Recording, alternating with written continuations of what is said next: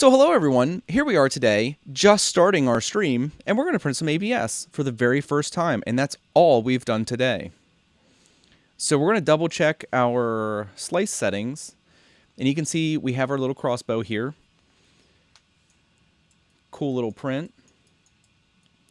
And as you can see, we're using the 0.35mm nozzle.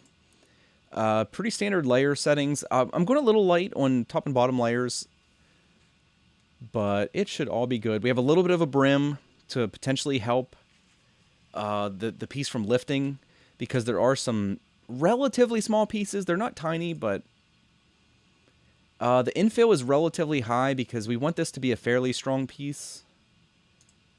Temp settings, we have 85 on the bed, which is dead center in the temperature range that they recommend.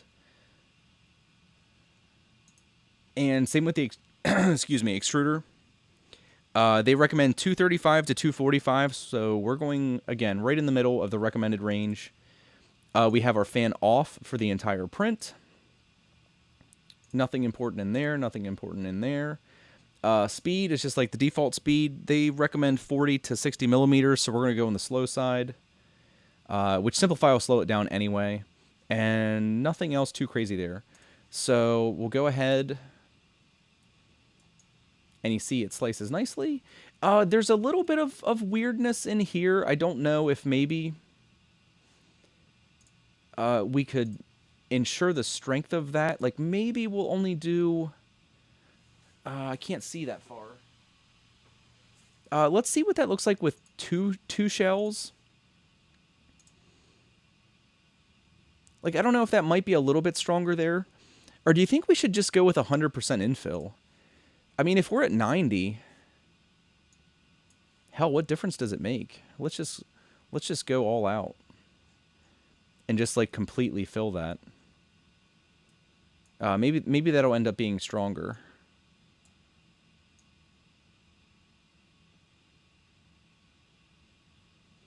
And let's actually go back here again and increase the outline overlap a little bit to, again, just try to like make this as strong as we can.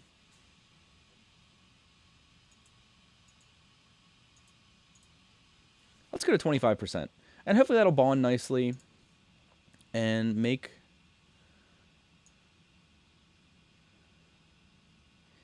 The little crisscrosses will allow more flex.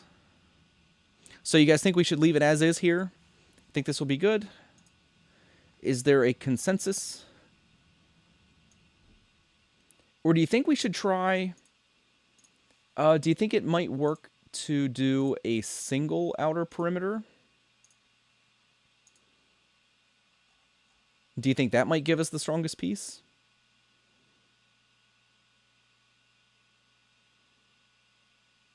Or do you think it seems like, yeah, it seems like you guys think 100% infill might be a little excessive. So let's bring it down to...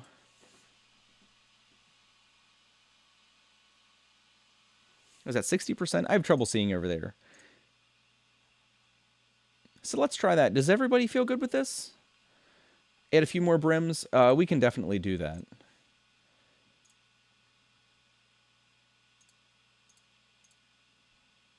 Let's go insane. I've seen some pretty crazy brim action. This is definitely not insane brimage.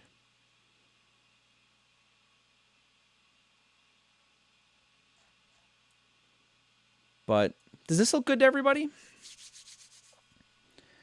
Nobody needs more than 50% infill. We can go to 50. Let's take a look at that. See what it looks like.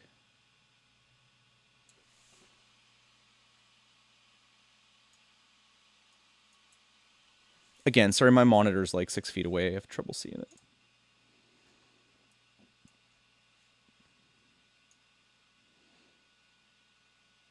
That look good? More perimeters, more top and bottom layers. Okay. See, it's good we checked all this. Let's do two. We'll do 2 perimeters and add... that'll give us 4 and 4, right?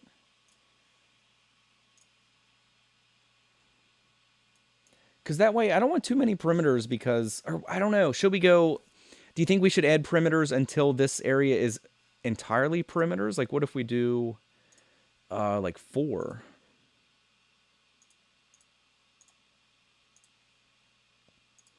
Because maybe that would be strongest. I mean, that gets a little weird in there, but...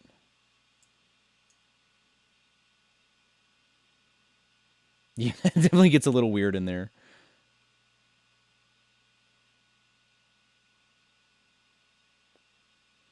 So what do you think? 2, 3, or 4 perimeters?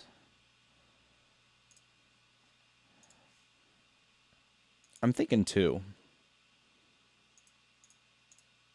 Let's go with 2.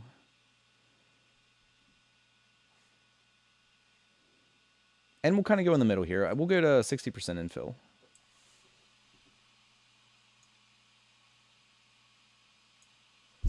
Let's do 65. We're going to go with 65, 2 perimeters,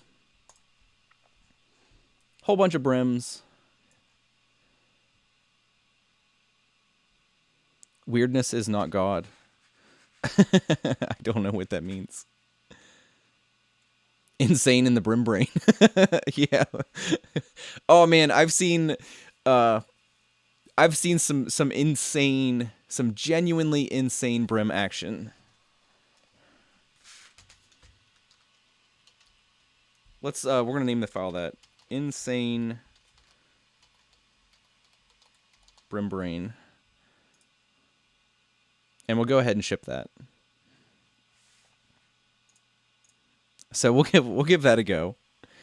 I remember seeing one print because it's understandable. Like people that are new, they just like keep trying things to get their prints to work. And the guy had, it was maybe like a print like this, just basically like a geometric shape. He had like, it had to have been like 50 or 60 brims on there. And I spit my drink out a little bit when I scrolled down and saw that. But, yep. So we're preheated. The bed is toasty. We're going to give it a wipe down.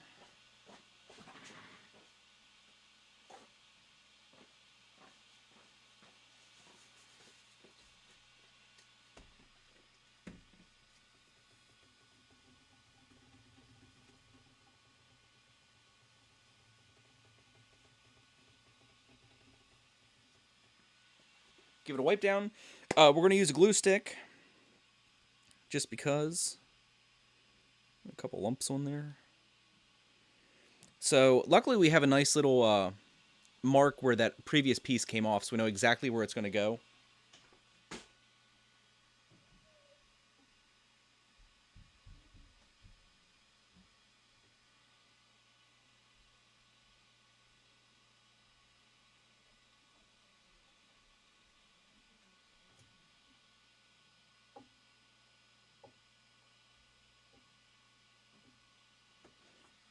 The glue is smoking just ever so slightly. No glue?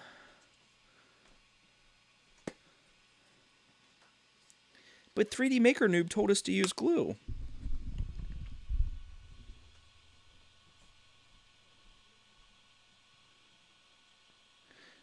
Alright, we won't use glue. Let me clean this off now.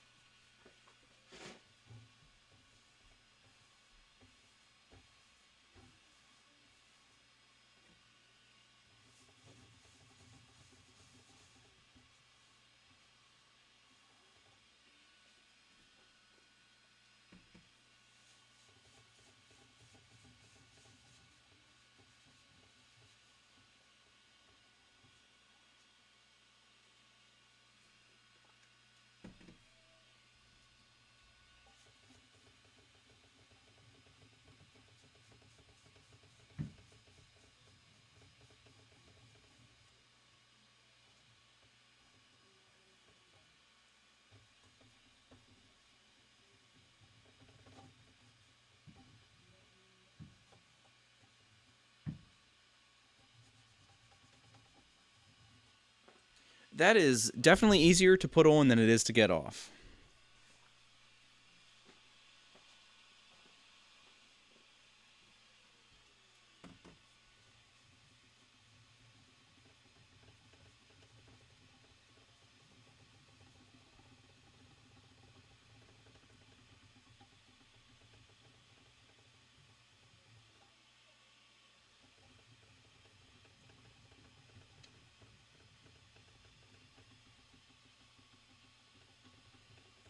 All right, I think we got most of it.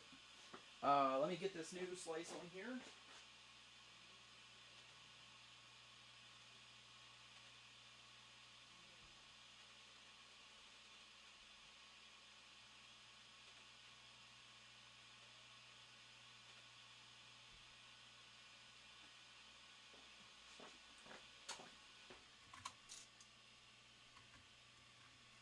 We'll get our final wipe down. It's the final wipe down.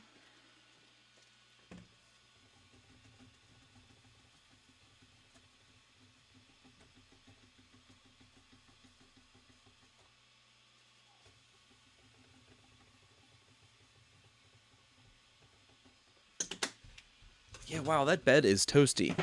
Okay. So, filament change.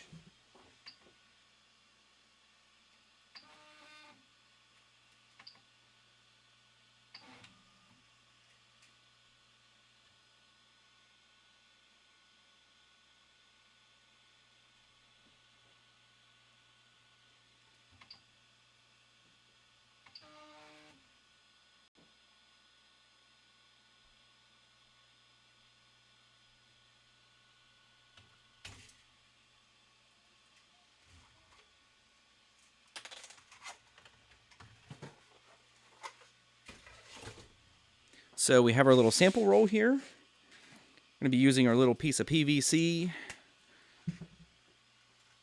With these are just little cardboard discs that I printed out that kind of like go in the PVC to make a little thing so the little sample rolls don't go crazy. And it actually works quite well.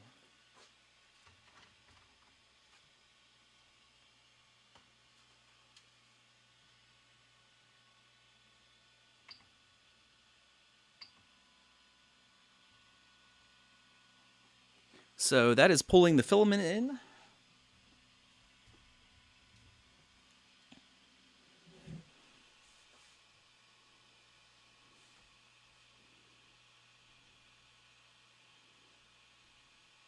Yeah, it does. It is a lot. If anybody has to clean the glue off, water is a lot better than alcohol. I just don't happen to have any water down here on hand. I don't know how it handles Red Bull. Maybe Red Bull works well. Way to go, chat, Joey. What did Joey do?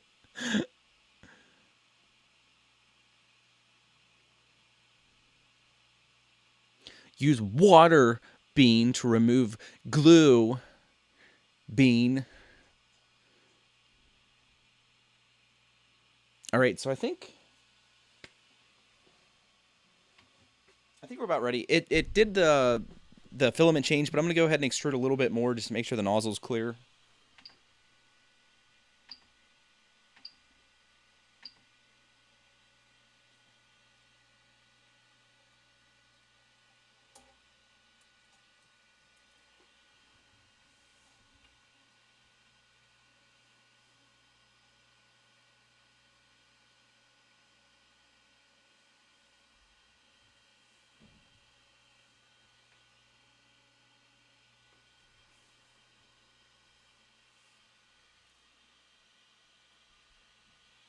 Oh, yeah, that is a lot tougher than PLA, this little strand that extruded. Yeah. It's like... It definitely stinks a little bit, but it's not crazy. A little stringy. So I think we're good. I think we're ready.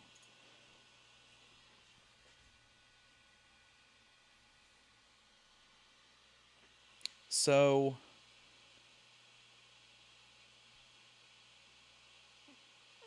I guess we're ready. I'm hesitating, obviously, but I don't know why.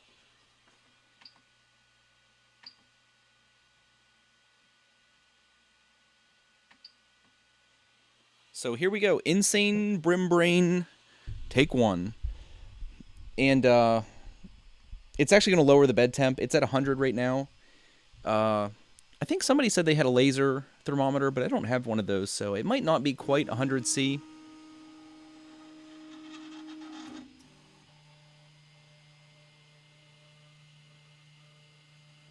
And yeah, we'll have to adjust the live Z. I did make the first layer like a little bit thicker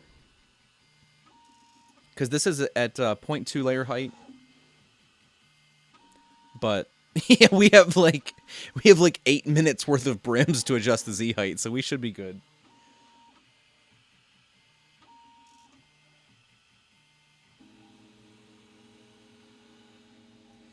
It kind of smells like someone's melting crayons in here. Like there is a subtle ambient smell beginning.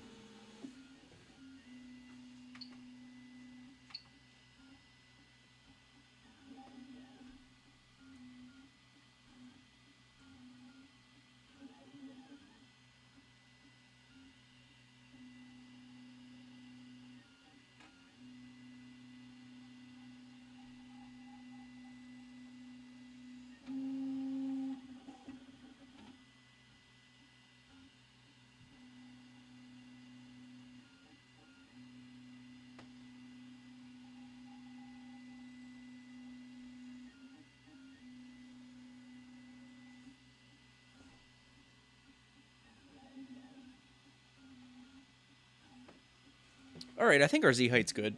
I lowered it a little bit, not too much. We're at minus 0.325 right now. But I don't know. It's not. It's maybe it hasn't printed long enough. It's not super stinky. I don't think I have like the most sensitive sense of smell or anything, but it doesn't seem terrible. Stinkage. I thought shrinkage. Shrinkage does vary.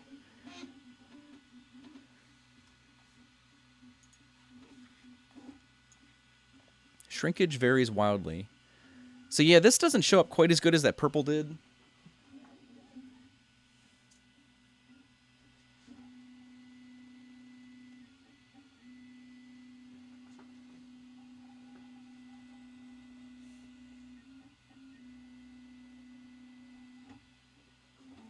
Some of it's the shadow of the camera, but that's a little bit better.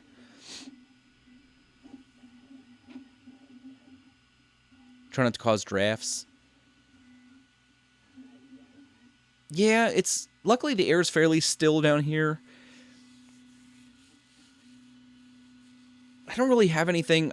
We did make that cheap ass foam core enclosure a few weeks ago, and I was thinking of using that, but since this is like our first test run, we'll see if it prints okay without it. Hopefully it prints okay without it, because if I don't have to use it, it would be obviously more convenient to not. But we will see, I suppose.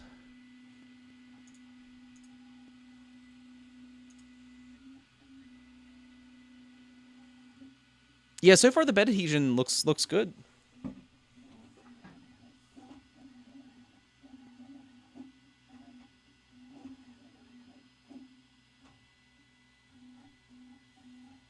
I mean, we have brims for days, so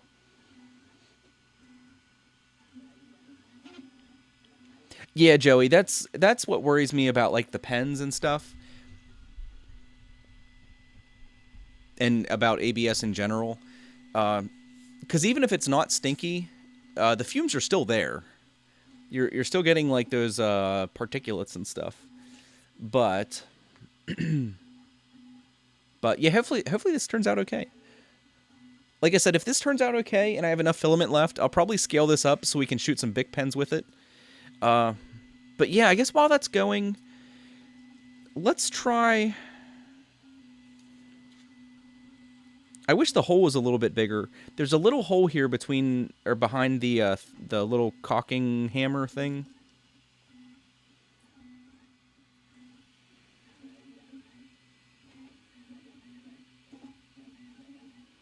I have a feeling this one's gonna break. Cause let's check this out. So we have our other one here. This is the one that just came off that we were waiting on. And let's check the link. Do they recommend just... Like, it looks like they're just... Oh, man. Look how much they have those bowed. They almost can't be in PLA. Let me check the description.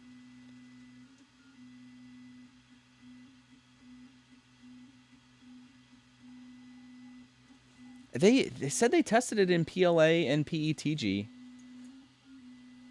But take a look at the bow on those bad boys.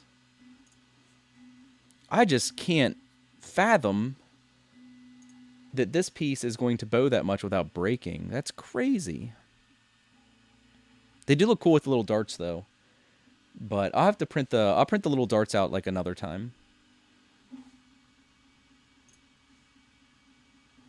I should use PETG. I need to get some to try it. I mean, what? I guess that red, we did look that red is like a modified PETG. So,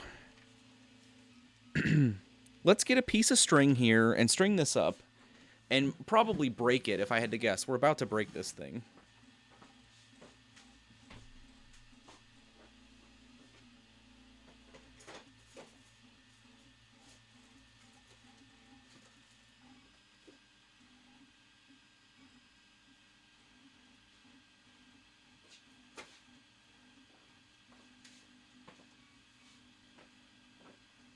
I guess the closest thing I have to string is this hemp cord. Hopefully this will work. We'll give it a try.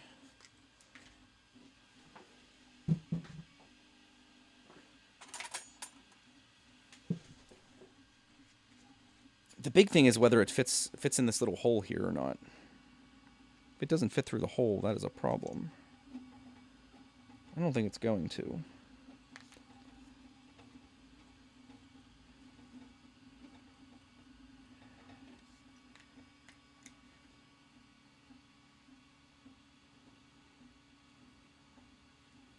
Yeah, damn it. The hole's too small. Let's drill it.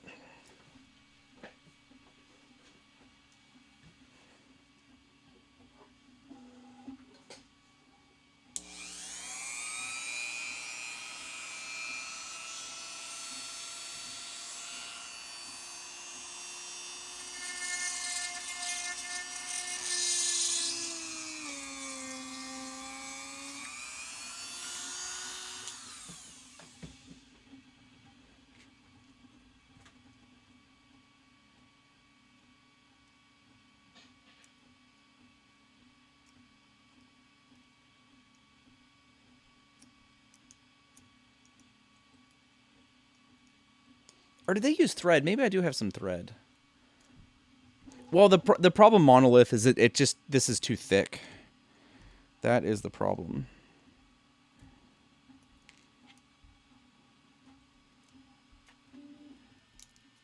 Because they use thread, and I don't think I have any thread down here.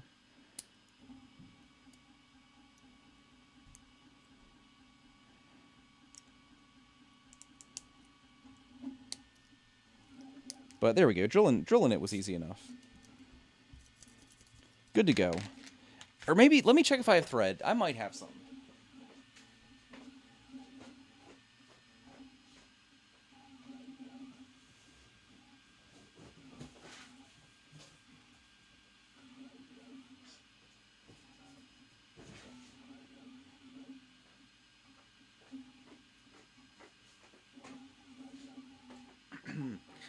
I'm kind of shocked. I had a spool of thread over there.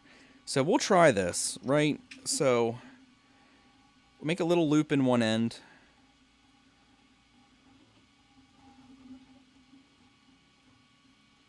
I guess we can check our print here. That's what she said. Ah. Print looks fine so far, I guess.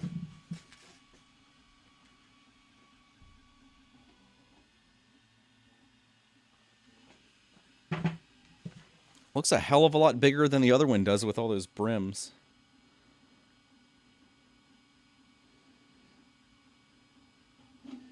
Oh, my fat fingers are...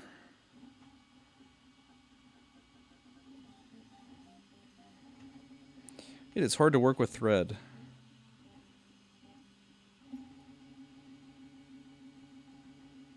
When you have like sausage fingers. I don't have sausage fingers, but they are not small.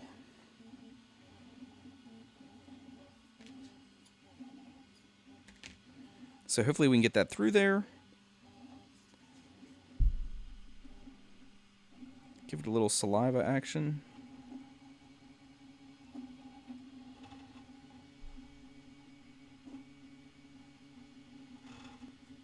Yeah, there we go. Thread just, this seems too, like, dainty. I don't think I like it. Just needs, like, some manly string on here.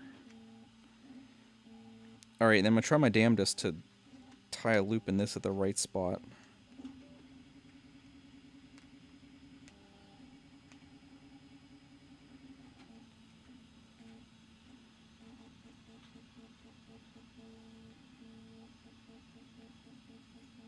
Jesus, that's hard. And it's not quite at the right spot. Oh well, let's try it. Because let's see if it just breaks and it doesn't even matter. Alright, so there we have it, like... There it's strung with a piece of string. And I'm only pulling it back as far as necessary. Let's see if this sucker breaks. So we're cocking. Cocking. Cocking.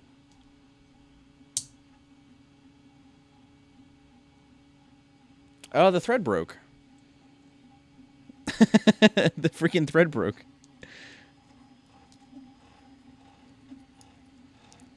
Alrighty then. So let's try this thicker stuff then. Should have done this in the first place, damn it.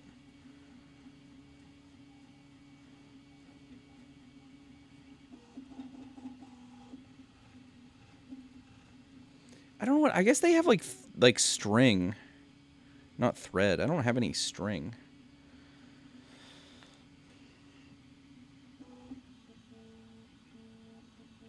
At least this is easier to work with.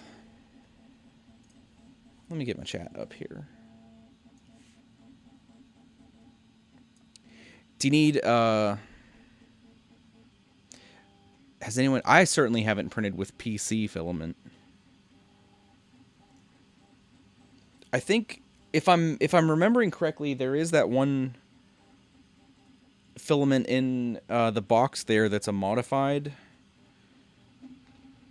polycarbonate, but I could be misremembering that. So let's get this fed through here.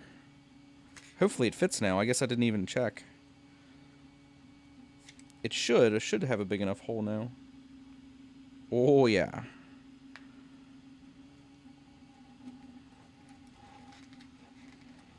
Plus it's hemp now. This is the 420 crossbow of doom. Of doom and dankness.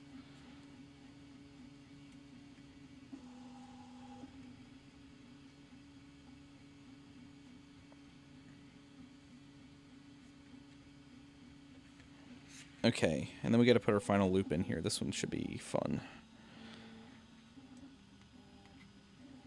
Oh, fat fingers. Why are you so fat?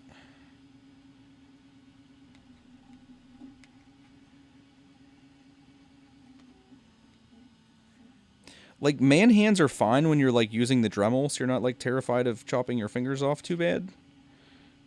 But all the rest of the time, it sucks.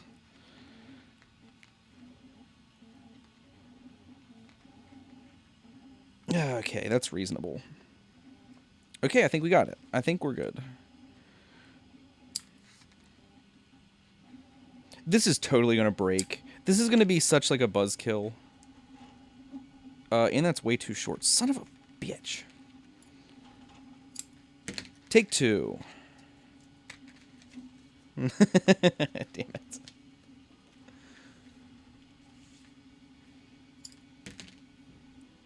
Alright, loop one. Yeah, I would love to print a, what's so... PC Max. Oh, yeah, I would love to print the RC car. That's what I was kind of saying. I was, like, setting the Ninja Flex aside, because it'd be cool to do, like, little tires and stuff. That's pretty sweet when people do that kind of stuff.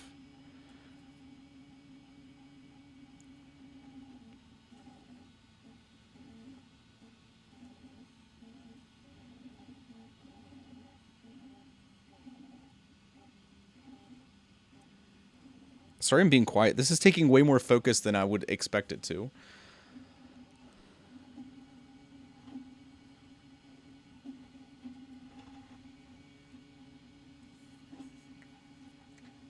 I guess, like, the length is so sensitive on this. Makes it kind of difficult.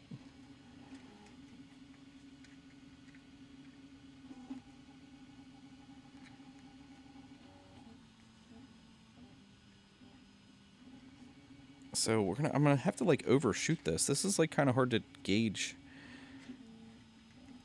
how to do this double knot.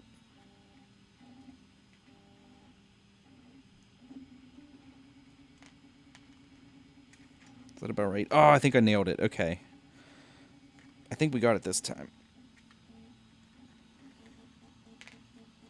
Yeah, that seems pretty close. This thing is gonna snap. I can tell already. This is gonna snap into a million pieces. And it's gonna make me sad.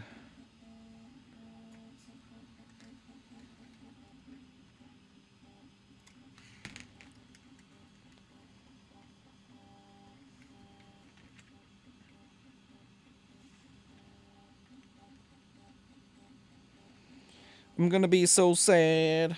All right, we actually got it strung up now. It looks cooler with the big string on there, and you can see it's not super tight. We have a little bit. It has a little bit of play in it before it, like, tensions up. So let's do this now. Let's watch this freaking thing break, because I know it's gonna break.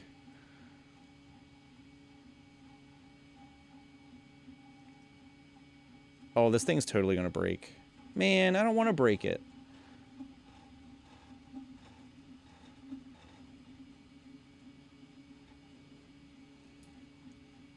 Maybe let's flex it a little bit. Let me flex it. We'll warm it up. All right, let's do it. Let's do it. Let's get it over with. It's going to freaking break. At least we're printing one out in ABS. So, pulling it back, getting it cocked. Fuck.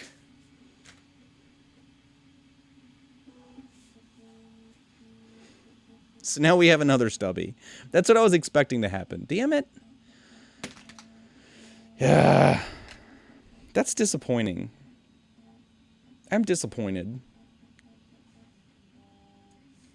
Let's check our other one. Hopefully this ABS one turns out okay. It kind of just looks like a hot mess on there, but I think the print's printing okay.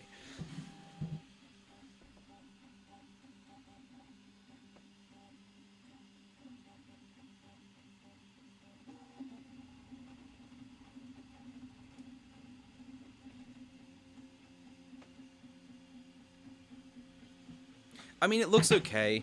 It doesn't look as pretty as, like, PLA does. Because it has no cooling, so it's not quite as clean.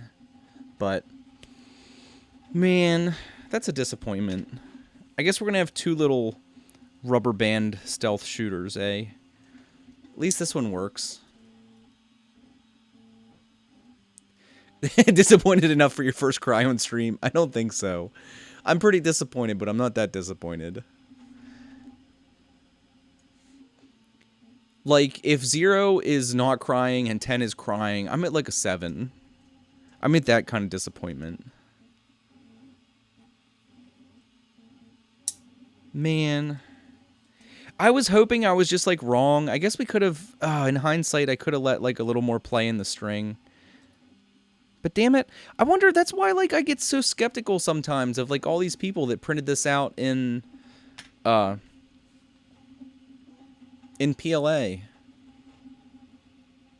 Check the default cooling for the Prusa ABS. We can do that, actually. That probably would have been something smart to do in the first place. Let's take a look. So here's our slice of the current print. And let me pull this over here so I can pull up the ABS. So we are in the Prusa profile. So we have ABS pulled up. And in cooling, oh no, they have 0 fan. For this is the simplified profile that they have available on their site. So it looks like they do have 0 cooling at all. No fan for you.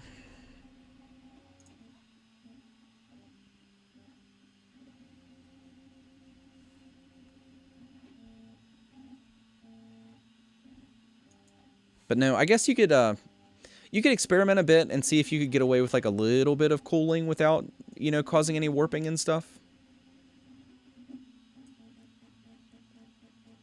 Yeah, if you want to check Slicer, yeah, because I kind of wouldn't be surprised if they, I don't know. Yeah, Nilla breaks long prints. That's the second channel.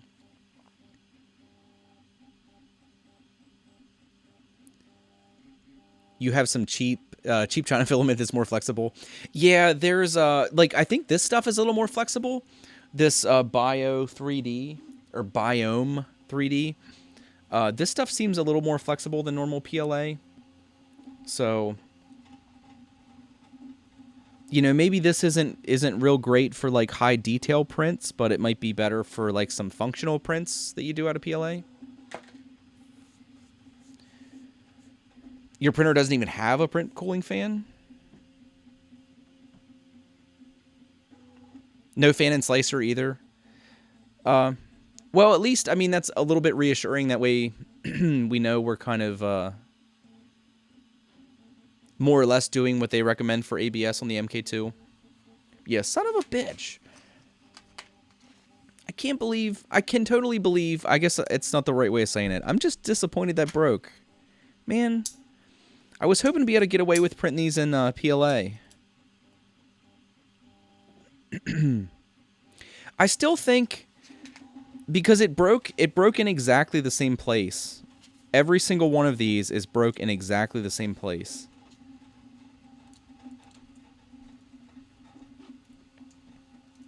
Like, these look like they were all printed the same. Like, they weren't broke off something. It looks like these are all actually, like, printed pieces. They broke in exactly the same place. And I wonder, like I said, if you might be better off making this the bows a little bit higher and just doing, like, solid planks of PLA. So maybe they'd flex along their length. Because I think the idea of a little, like, play crossbow is great. I think it's great. Like I said, I want to take these, or maybe I could just make them like this. Just print them out and preemptively break the things off. And show up with a bunch of these with rubber bands and Q-tips and have the family shooting Q-tips at each other at Christmas. That sounds like a good time.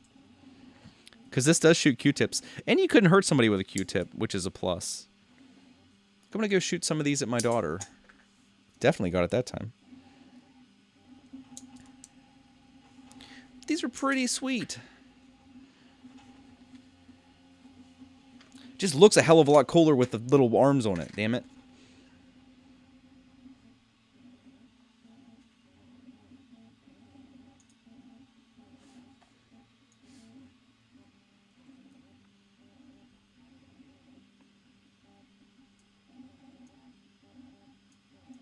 Yeah, that's what was kind of curious. I could see people turning the cooling fan on like maybe like 10 or 15% just to get a little bit of air, like gently moving over that stuff that's coming out of the extruder to keep a little tighter detail. Like I said, this doesn't look god awful, and this filament's a little hard to see on camera. I don't know if I can focus that a little bit better. I don't know how much of it's that and how much of it's just like the blue on black kind of thing that it's got going on.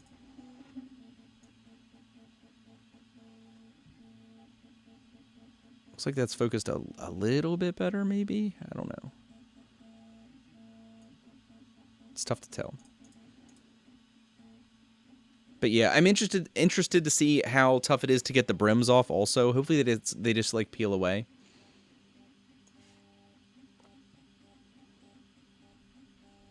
ABS and moving air is not good. Yeah, I know. Yeah. I'm sure some of you know better than me. Check out the micro catapult. I have seen that thing. Is that the one that prints? It prints in like a single piece and uses like torsion, because that definitely would not work with PLA.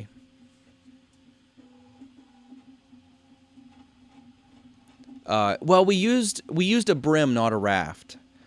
So the brim doesn't actually go under the print. It's just like affixed on the sides. So hopefully, because it's just single lines of extrusion, hopefully it'll just peel along that edge. But I gotta say, I don't know if it's a case of me being down here while the print started and I didn't really notice the stink, and if I leave and come back I might notice it, but it doesn't really stink much down here. I'm not going to breathe too deep, but this stuff honestly doesn't stink at all. I don't know if it's just like this particular kind of like modified ABS that's a little less shitty as far as the stink goes, but it's not really stinky down here.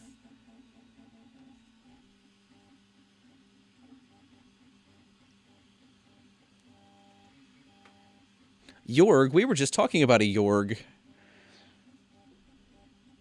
and slingshots.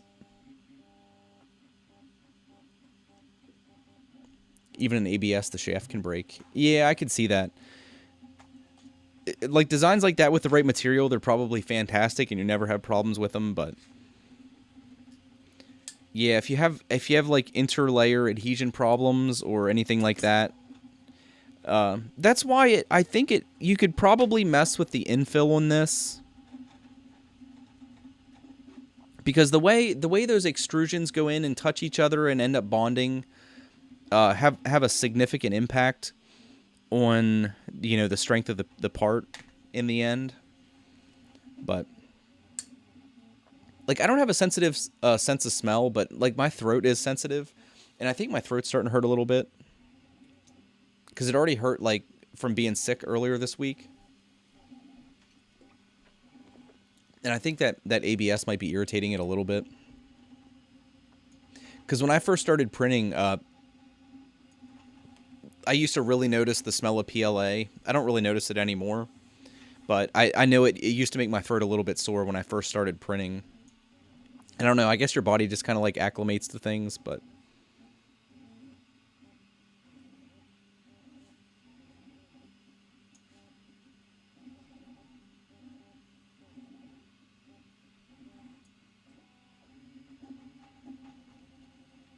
Yeah, Peter. There's so much room for experimentation because we have... there's so many variables that we have control over. I would imagine even on a print like something kind of trivial like this, you could spend a significant amount of time experimenting with different infills and stuff to get the right combination of like rigidity and flexibility. And it's hard to tell what would work best. Maybe something like this, like these arms, maybe they would be the most flexible with no infill. Maybe if you did like 3 perimeters with no infill, maybe you would end up eliminating like those breakpoints. Maybe it's that infill that's causing like the flexing to happen. I mean, like I said, these all broke at exactly the same place. Maybe the infill is causing them to flex at a specific place instead of, like flexing along the entire length like they might otherwise. Freaking PLA.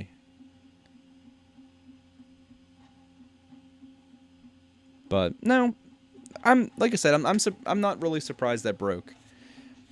I just wanted to confirm that it wasn't me, because like I said, when I broke the first one, it wasn't strung up, and I thought maybe I was extending the arms past where they would extend if it had a string in it, but I don't think that's the case. But I think I'm going to step away for a minute here. I need to use the bathroom and go upstairs. If any of you guys are in the States, particularly like the eastern part of the country, we have... I don't think we got quite as much as they were forecasting, but I think there's like 8 or 10 inches of snow outside right now. So my wife ended up staying home, so she's upstairs. So I think I'm going to step away for a minute. Not very long, but I need to go upstairs, use the bathroom, and talk to my wife for a second. And then we'll come back down. And I haven't checked this, but it looks like we're still sticking to the bed good.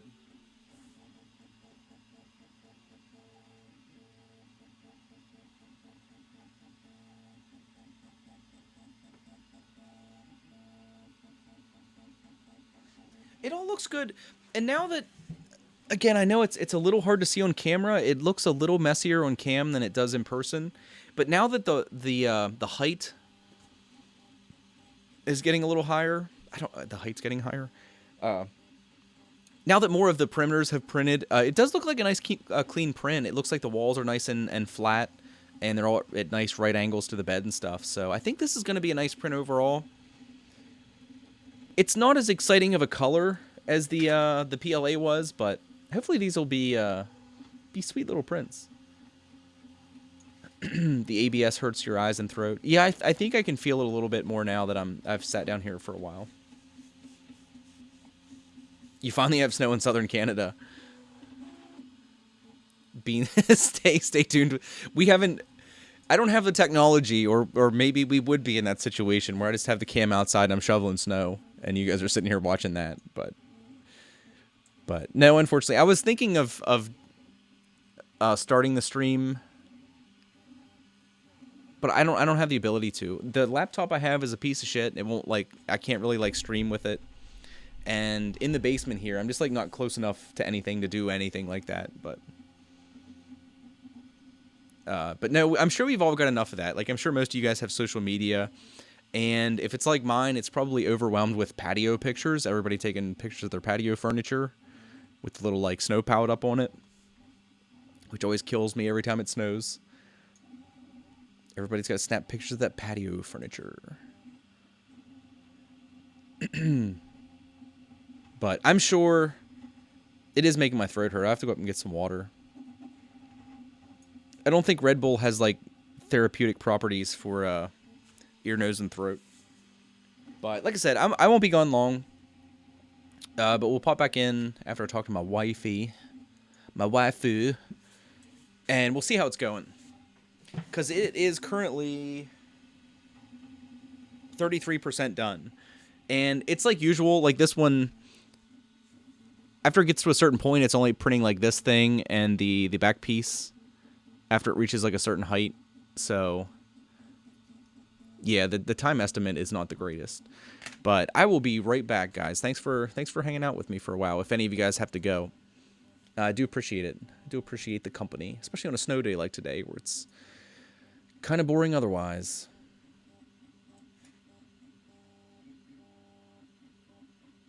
So is talking so much with so little water intake. I was sipping on my Red Bull. It's got no significant amount of water apparently. It usually tells you. All right. But yeah, I'm gonna grab some water. That's probably a good idea.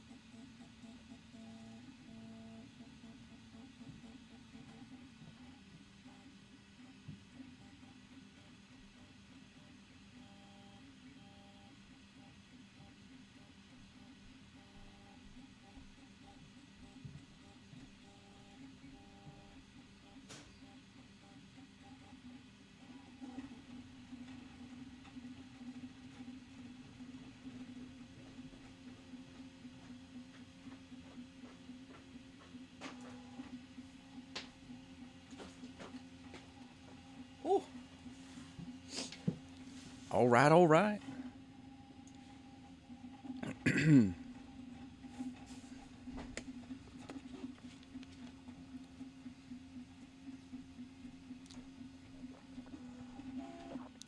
You're on diuretics pretty strong every day. Yeah, I'm a bit of a caffeine addict. Definitely a bit of a caffeine addict. Where is my trash can?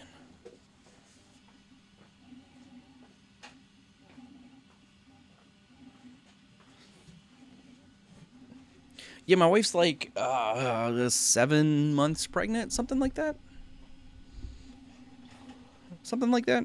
And now she's irritated she didn't go to work because I didn't think it was safe for her to be driving. It really doesn't smell down here either, like even walking back down in. And I asked my wife, and she said she doesn't smell anything out of the ordinary. So it must just be this filament doesn't stink too bad, which is kind of sweet.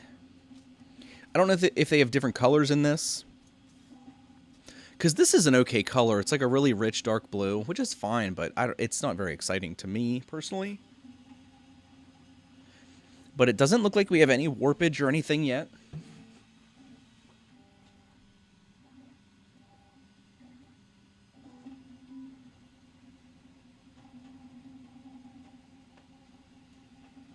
But I kind of want to let's pull up the page for this file, right? And see if anybody else said this broke in the PLA. Have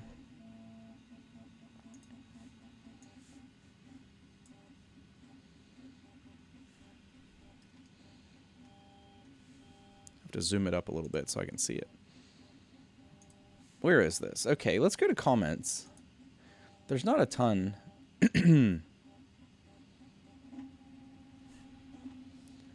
Me, I need to make this bigger. I'm like blind. Love it. Worked so well. Blah, blah, blah. So no problems.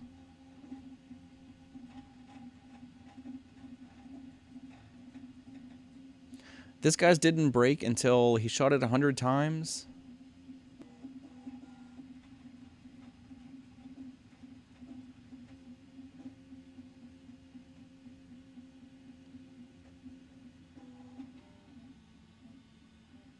Everybody, I don't know.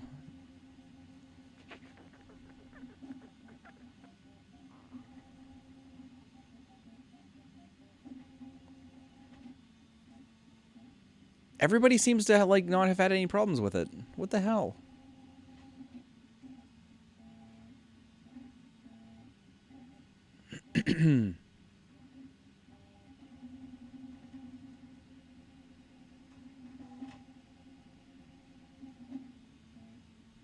Yeah, did we... I don't know. Did I have, like, some wonky settings here? It looks like everybody else, like, didn't have any issues.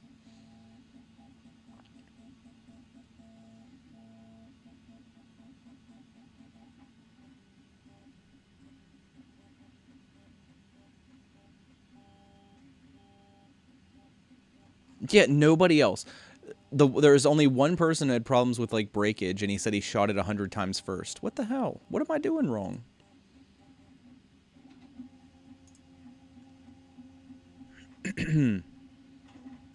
Huh. Interesting. So my conclusion from that is that I'm an idiot. In one way or another.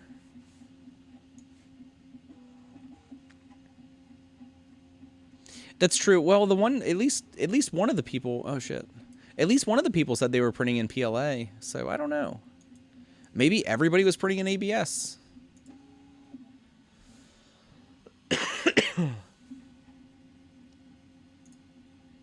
Terrible. I just can't do anything right.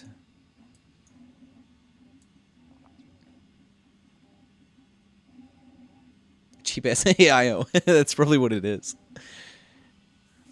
No, I do have some cheaper filaments. Like, I remember this brown... I don't remember what company this is from, unfortunately. But this brown was like a cheap PLA. And it seems like the cheaper PLAs are a little bit more flexible. In the experience I've had with the few different few different PLAs I've printed with. I don't remember what this green filament is.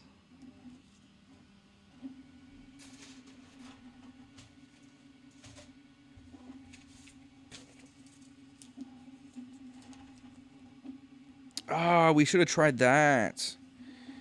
That's what that is.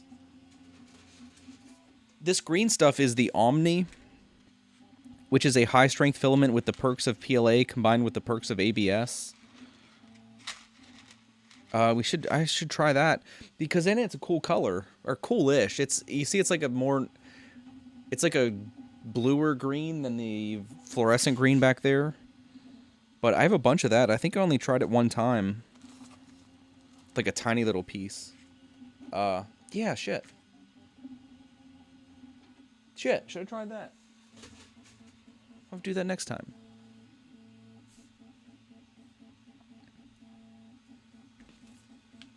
Oh, I know Monolith. Yeah, PLA is like more rigid and brittle.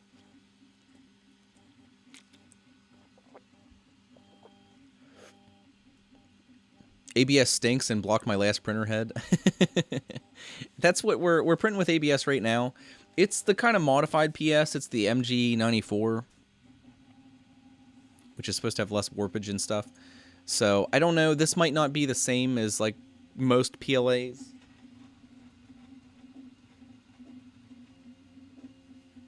But it looks funny on the camera. It looks all like gooey. But the print itself actually looks fairly nice back there. It looks nice and clean. I'm kind of surprised how like sharp and consistent the edges are, considering it's extruding so hot with no cooling.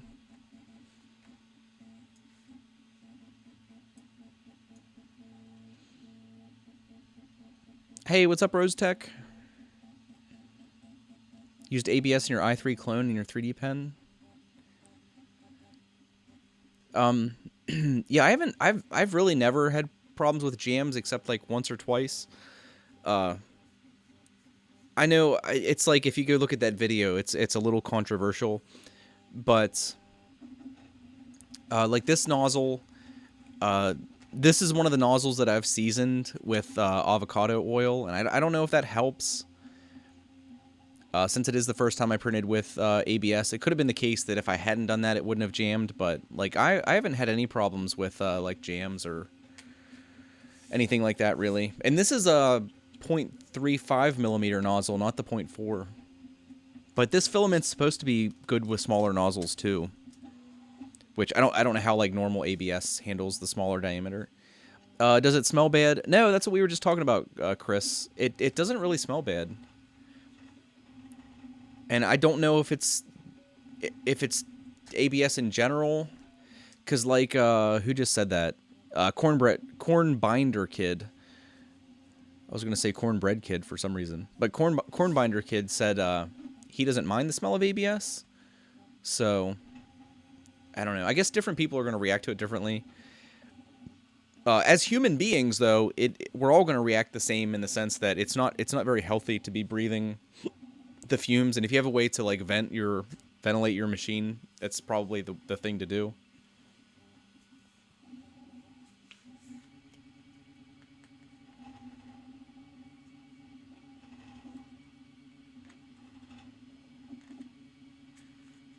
Yeah, I didn't know that, Monolith. I know the I forget what they call that. The temperature that it softens is a lot higher. That has a name. I can't think of it. Was using rigid ink. Yeah, I've heard people say that rigid ink can be pretty stinky. I would imagine it's like most filaments where the exact kind of what do you want to call it? Like the recipe is different from color to color because they end up like using different like it's almost like paint. Filaments almost like paint where there's like pigment suspended in like a substrate to give you the color, because it's like PLA. Like, just the PLA plastic looks like this. This is a natural PLA that's just kind of, like, clear. And then you, like, add things to it to give it color. And it's something in the tabletop game I play. The company has they made all the starter sets like different colors of injection molded plastic, and each color has like slightly different properties. Like the ones I have are blue, and like they're a little bit softer and more flexible, and then like some of the other colors are harder and a little bit more brittle. So I wouldn't be surprised if like the smell is a little bit different from filament to filament. Yeah, that's you're right. Thanks, Peter. It's the glass transition temp.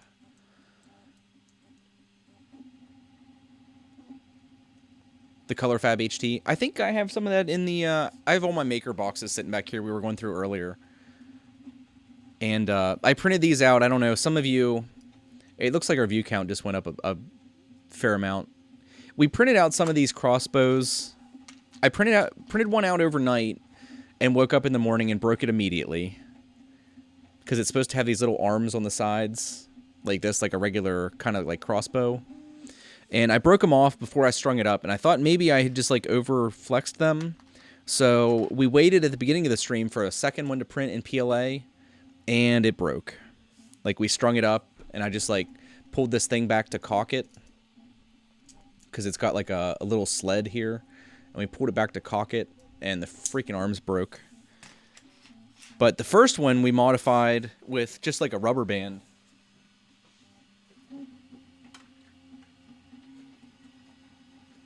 And it shoots Q-tips pretty good, which is kind of fun. It's not really like its intended use, but it shoots them pretty good. And it is a sweet print. It's got like a little like flexible release thing. When you caulk it, it like grips it there, and then so it works really well. Just I think there's a little bit of room for improvement on the arm things. Because I think more than likely this one will be fine printed in ABS, the print we have going behind us here in this blue ABS. But it would be really nice if you know, I could maybe tweak the design just a tiny little bit and get these to function without breaking in PLA. Because even these things, I imagine these flexible release things would break after a while. In PLA, I imagine if I'd squeeze it hard, it would just break. I guess we can try. Yep. See there, that one snapped. But I was purposely trying not to break the other one. Freaking PLA. It is not very hard to break it. Oh, that piece is designed so well. That actually doesn't break off. It just kind of sets on there. If I can break the whole body. Oh, yeah, definitely. There's a weak point. That broke with almost no effort. Now I'm really sad. But it is what it is. All materials aren't great for all things. So, yeah. Carl said use PETG. Yeah, I have to get some and try it. I've never print with anything except PLA and a few other things, which are still technically PLAs, like the polishable stainless and the magnetic and a couple other things. I printed with this, like, this yellow stuff yesterday. That's what this, like, flexible bracelet thing is, which, like I mentioned earlier, this filament might have been good for this crossbow because it's a little bit more flexible for a PLA. But I really don't like this filament overall. It extrudes kind of funny. Yeah, I'm hoping Cornbinder that this will work and hopefully last a while with this little crossbow too. Printed almost all the FT5 Nillabean parts in PETG. Yeah, I don't know if Joseph is still here, but Joseph did one of the, I forget what they're calling it, the Haribo 3030. It's the mod. It's where you take the MK2 and replace all the frame and everything with that extruded aluminum, like square tubing stuff. and it makes the frame like a lot more rigid, so you can print at higher speeds without getting like backlash or rounded corners and all that crap. And I'm pretty sure he did almost that entire project in PETG, if I remember correctly.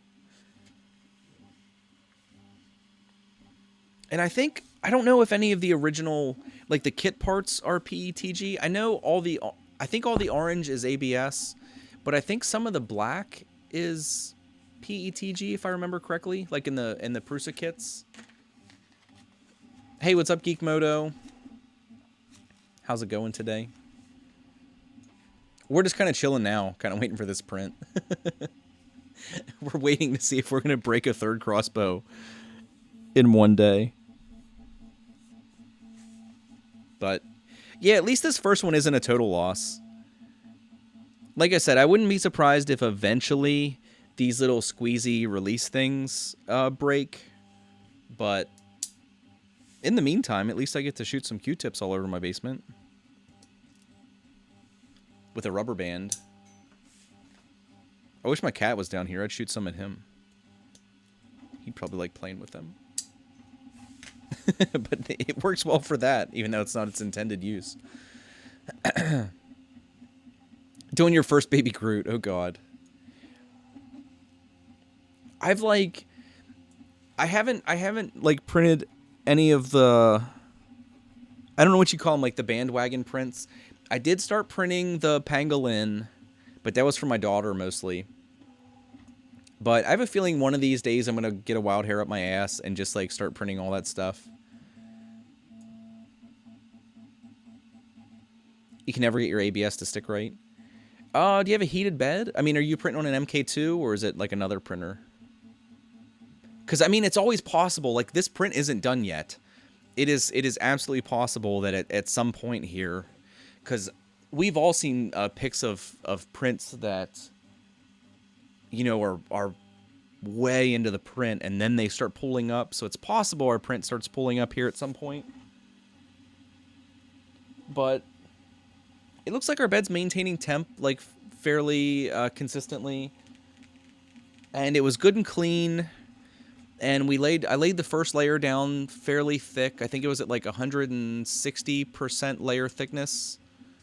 So that would be, I think, like 0.27 millimeters, somewhere in that ballpark for the first layer. And then you can see we have like, I think what do we call this print? Insane in the brim brain. You can see when we sliced it. I think there's like 7. How many are there? 1, 2, 3, 4, 5, 6, 7, 8, 9. Like 9 brims on that. So hopefully that's enough. Hopefully that was enough to keep it stuck down. But I guess we're gonna find out here. Because like I said, at almost any point, it could just kind of like up and start peeling the pieces off. Yeah, Mike Mitchell, we're printing the crossbow. I did several in PLA, but they broke. I don't know what you call it. They have a name. I can't, like, words are hard apparently, but they broke. I broke a pair of them actually.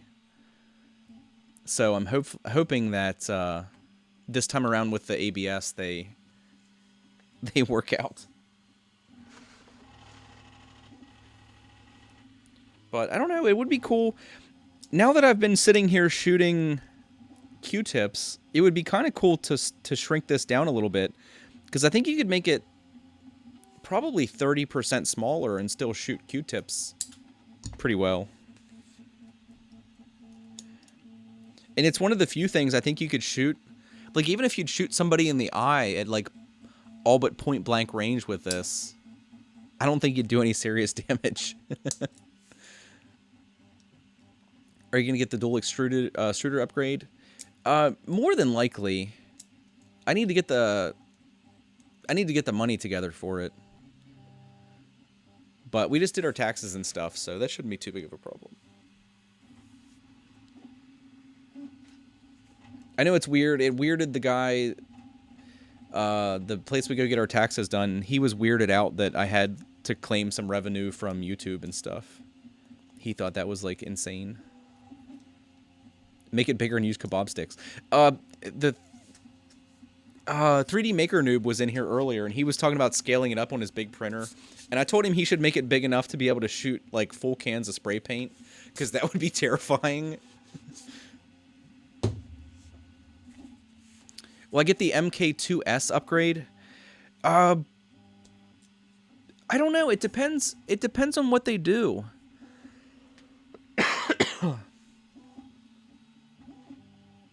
It depends on what they do. Did I miss a comment here? Have I done the new firmware update?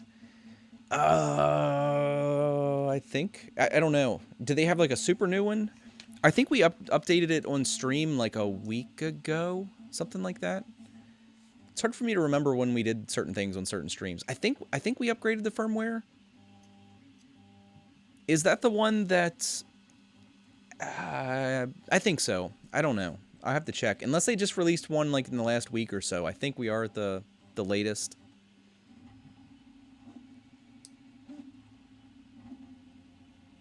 But yeah, I did see the stuff about the what are they calling that? The MK2S. If they release it as a kit, I mean, they might have already commented on that. If they release it as a kit, I probably will.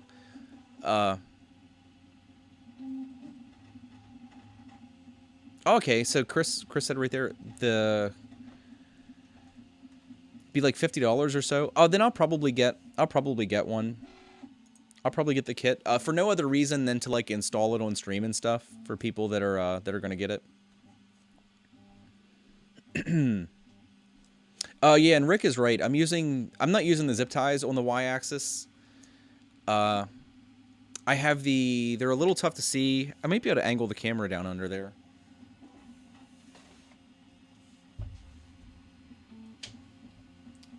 If you can, yeah, you can kind of see them there. We did the Aaron York. He has them on his Tinkercad page. We did the printed them out of PLA.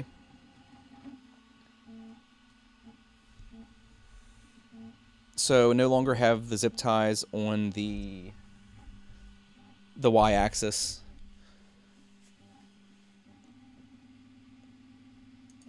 Which I think it pretty obviously, I don't know which cam you guys want me to leave on. It's pretty obviously like a solid upgrade, I think, because they made that change in the MK2S, which is kind of funny because of how they like defended the zip ties for so long, and then ended up changing them themselves anyway. So it was kind of funny how that worked out. But I'm interested to see, like, I don't know, they've been all over the place with some things. And I guess part of it's like different people in the company commenting on different things, but from what I understand, they were kind of against the printed bushing holders because it can lead to binding if your axes aren't aligned completely.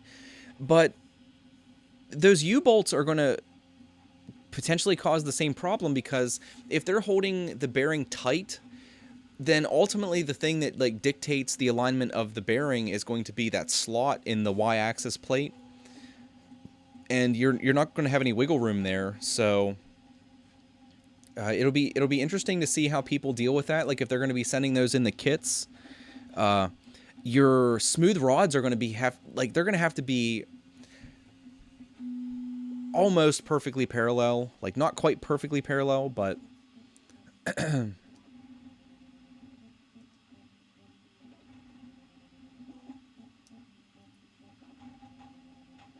well, like I get that you say that, Joseph, but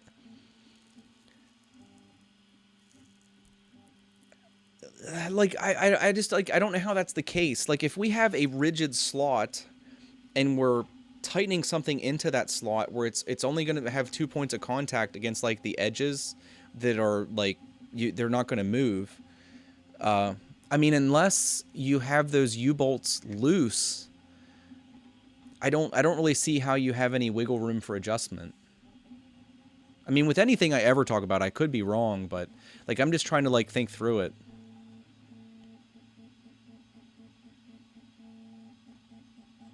But yeah, I mean, I could just be like totally thinking incorrectly about it, but that just seems to me that that would be the case.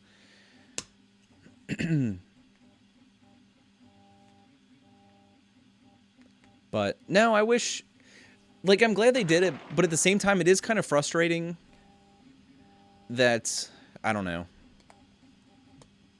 I don't know. It's kind of frustrating to have to upgrade the machine already. But as long as they make it cheap, like if it is around $50 and shipping's not insane,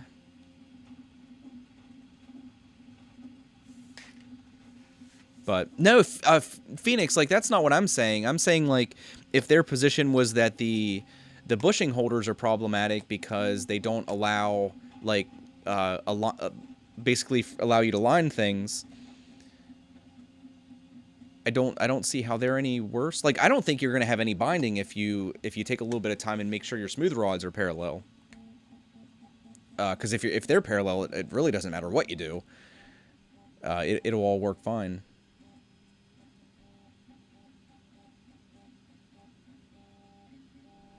Yeah, I hope shipping to Europe isn't expensive. I guess depending on exactly where you are in the EU, it can be a little more than normal, but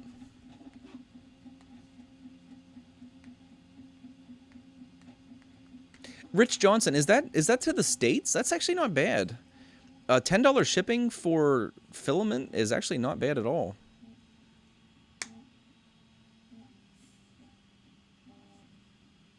Bjorn, did you comment on where you got your kit? They sent yours. Yeah. Uh, that's what I was kind of saying. It's kind of frustrating when there's cutoffs like that because I've already seen some people complaining that they got their machines like in the last couple days, and they didn't get the kit. But then, like Prusa said, they had been shipping some of the kits with these upgrades for a little while. But I don't know.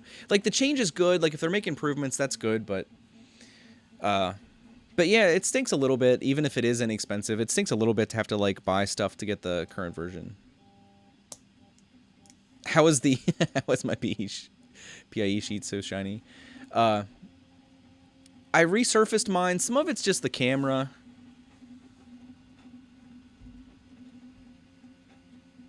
Ugh.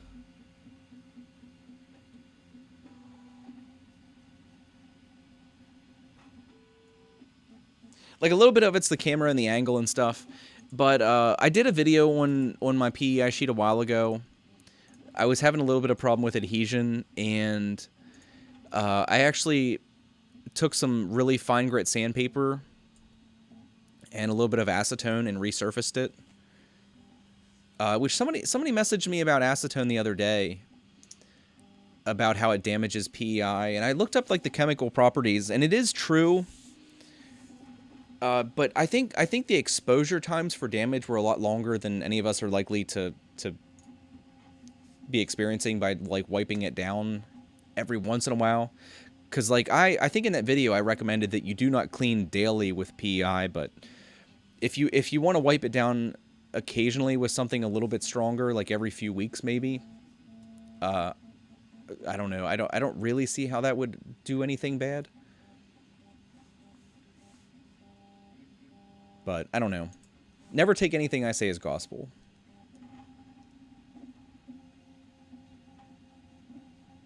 Yeah, Vince, let us know.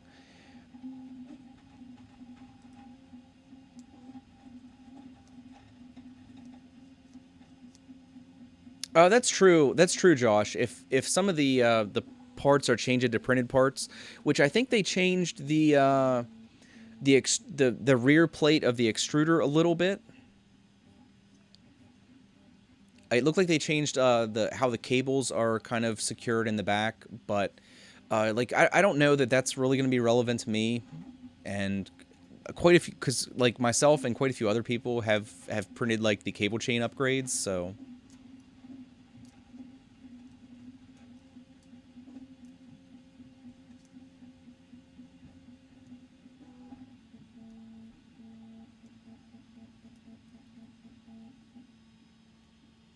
Yeah, but I'll have to look. I kind of wanted to talk about it on a stream after I got some more information. But yeah, if it's not very expensive, I'll probably get it. Like I said, just to go through the process of installing all the parts for anybody who might also be getting it.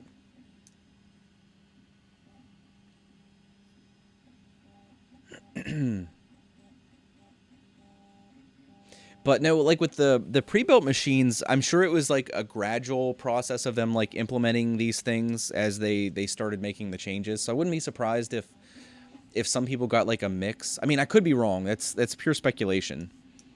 But I wouldn't be surprised if like there was this slow change over time as they were slowly implementing these things.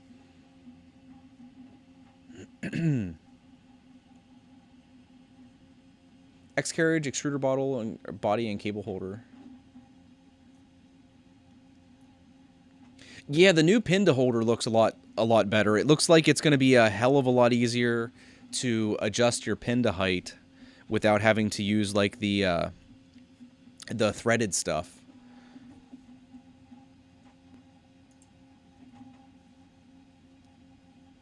What is a hypercube? I don't think I've ever heard of those. I don't think I've seen the hypercube. It sounds exciting.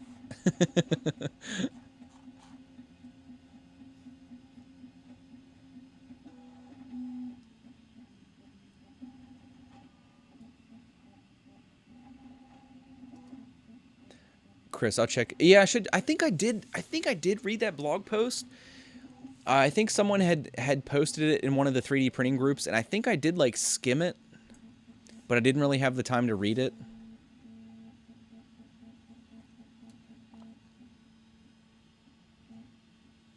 Rich said you can actually stick a nail.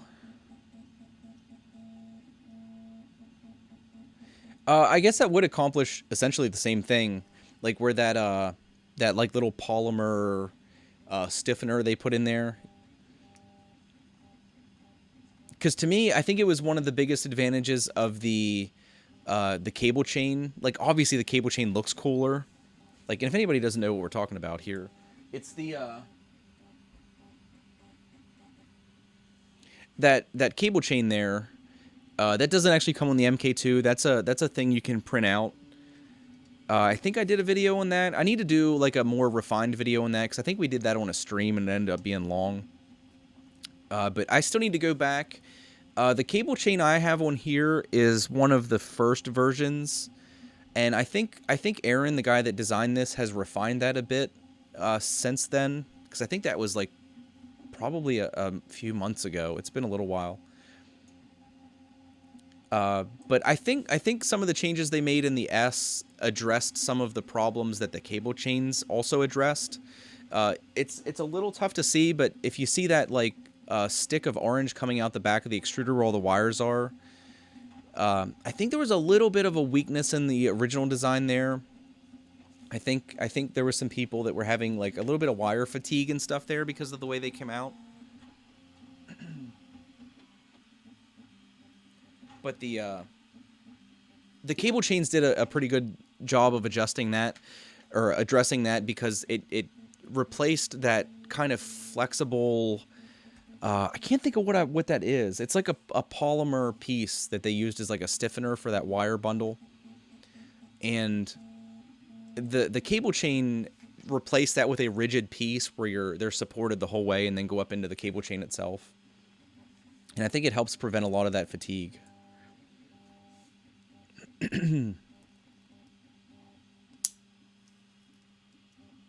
No, I totally agree, Chris. I totally agree. It's me being, I don't know. I'm just being a little bit of a negative Nancy. But I wish we lived in a perfect world where everybody who had an MK2 just got like an upgrade kit shipped to them for being such loyal customers.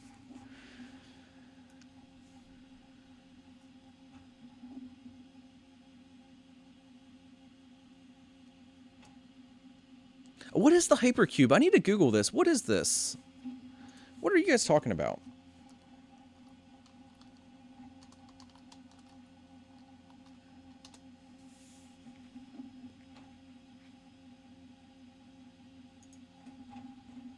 The hypercube. Is this what you're talking about? Is it this Is it this a Hio? Is it this, or is this just like a version of that?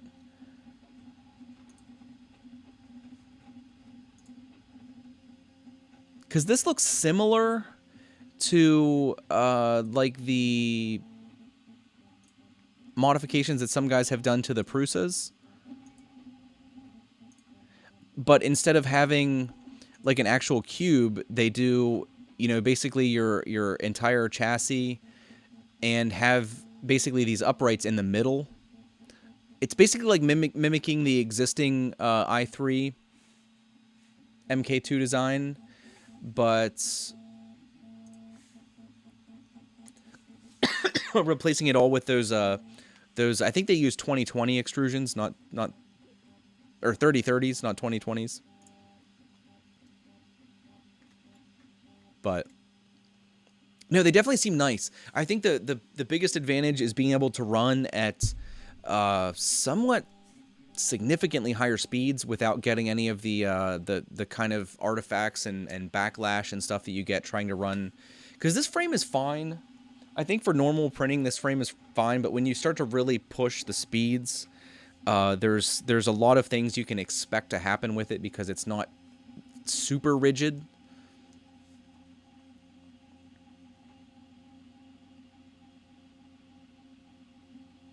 Yeah, I've watched a fair amount of Tech2C's videos.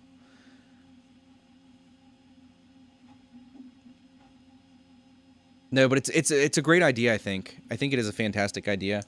It's like some of the guys in the Slack group or that watch my channel and stuff. Some of the guys have done that with their MK2s, and for one, they look sweet. They look really sweet, and it allows you to do some upgrades that I think are beneficial doing. Like, a lot of the guys that do it end up replacing their smooth rods, which I guess some of us might not need to do if they're going to address that in the S kit for the MK2.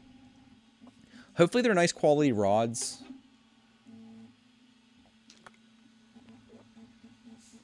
But yeah, if the price isn't bad, because I think I priced rods, and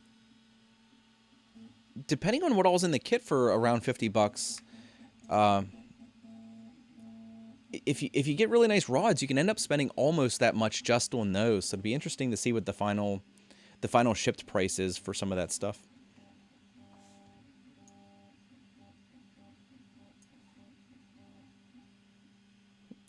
Every time you see my stream, you have to check your Prusa order status.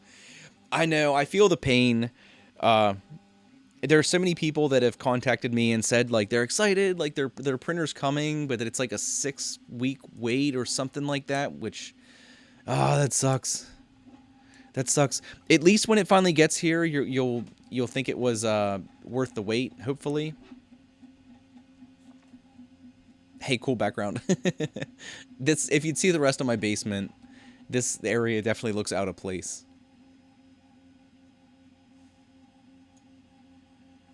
But yeah, thanks, man. I know I checked mine. I didn't have to wait very long. I got in like right before the hype really set in. And I think mine took like 6 or 7 days to get here from the time I ordered it. Maybe it was a little bit longer than that. But I checked it all the time. It was ridiculous. It's like that impulsive kind of insanity where I was checking it like... There were some times where I'd check it like several times an hour.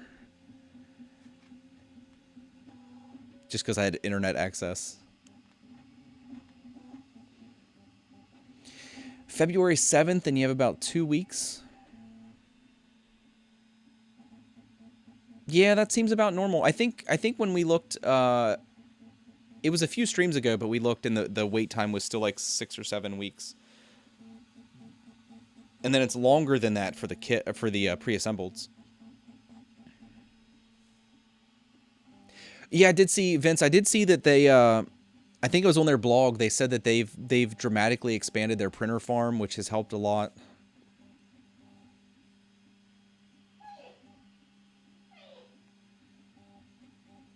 It'd be interesting. I'd recommend, like, if you do that, Gabe, document the process and share it with people. There's a lot of people that are considering doing that, and even if they're not considering it, they're interested in seeing people do it. Because I know, like, I find that stuff like super interesting.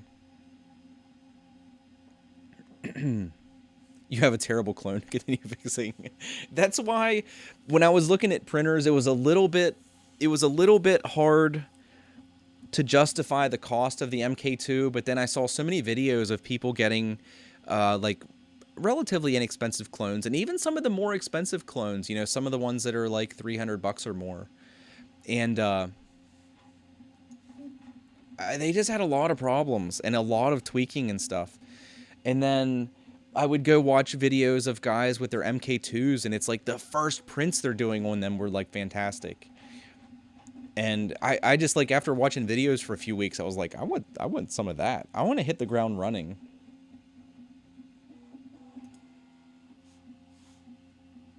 But no, I'm really glad. I've had a great experience with the MK2. I really do love owning one. There are disappointing times, but it's not the printer's fault. It's not the printer's fault I broke 2 crossbows today. You can't blame that on Joe Prusa.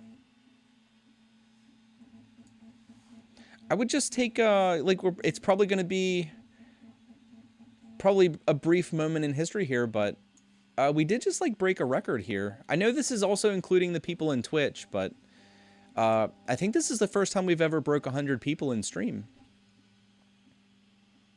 So thanks for coming and hanging out, everybody.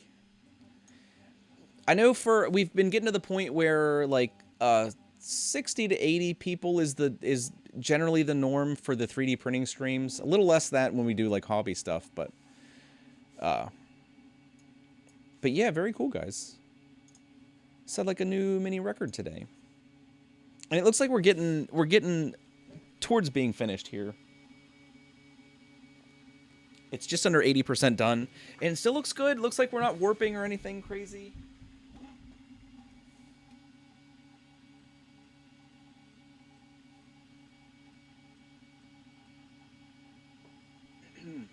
We're finally doing some, like, infill on the top layers there. So we're definitely getting to the home stretch. Yeah, now we're back under 100. Everyone is on here to see you play Contra. Didn't it change? Did I change it? I thought I changed it. Maybe it didn't update. Everybody wants to see some Contra. It is funny, though. I don't know if anybody... maybe some of you in here were around the other week when we were doing a little bit of like NES streaming. I was getting that all set up, and I wasn't going to do it. And I was like, well, let's see what happens. And we played, I think it was like 14 minutes, because I tweeted about it. We played like 14 minutes of Super Mario 2, and Nintendo flagged my video and claimed monetization for it. Peckerheads. But yeah, freaking Nintendo. I don't know why they're like that. It like, I mean, it's no secret anymore that that's how they are about stuff, but so freaking weird. What cable chain would I recommend you print? I don't have a link to it. I might be able to pull it up here. I think I actually have a shortcut saved. Or a bookmark.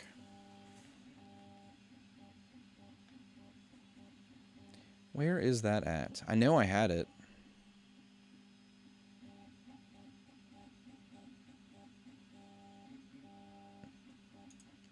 Here it is. I did find it. Yeah, there's a guy guy named Aaron York. Let me find... I'll link you to his whole profile. This is his Tinkercad profile, right? And if you look on there, the parts of the cable chain are there. I would assume he has like an itemized list. I'll try to find the specific parts.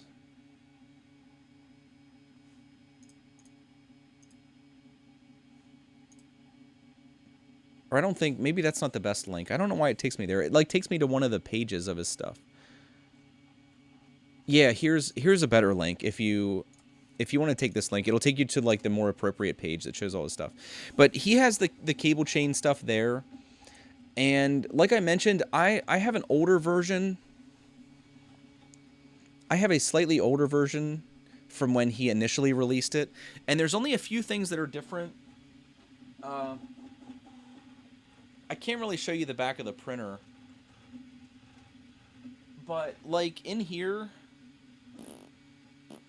like the parts in the back of the extruder and stuff are a little bit different in the new one. I think he improved them.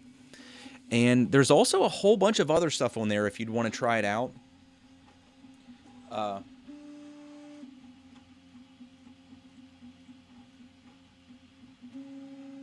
he changed some of the parts of the extruder assembly itself.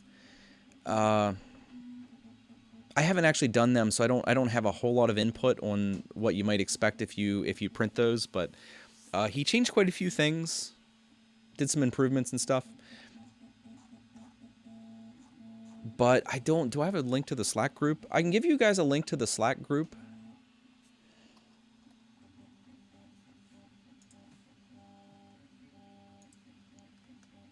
It's been forever since I've been in there. But it is a fantastic resource. If any of you guys are considering, here's the Slack group. It's like a chat group. It's similar to like IRC, sort of. But if you either have an MK2 or are considering getting an MK2, it's a great resource to have access to, because if you ever have a problem and you can't get help immediately from Prusa or like the social media groups or something, almost 24 hours a day there's people in there that are relatively experienced that can probably give you some assistance on pretty much anything. Like anything from like printing with materials you might not have printed with before, or like if you're having hardware problems, or like that if you're considering doing like the cable chain upgrades.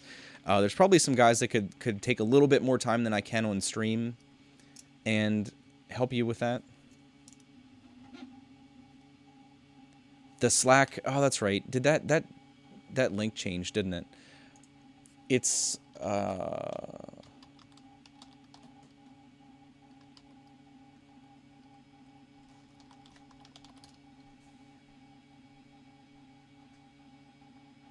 what is that link? I don't have the new one.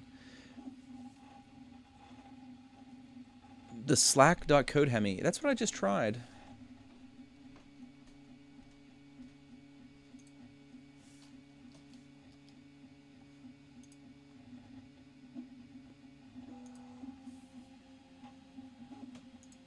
Is it just codehemi.com? Did he finally get I think it is just codehemi.com.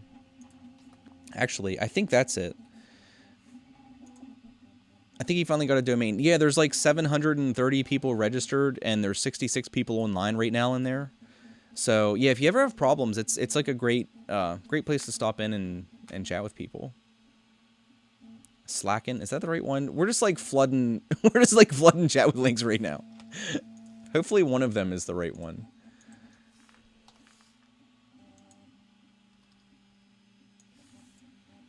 Try that. Slack in.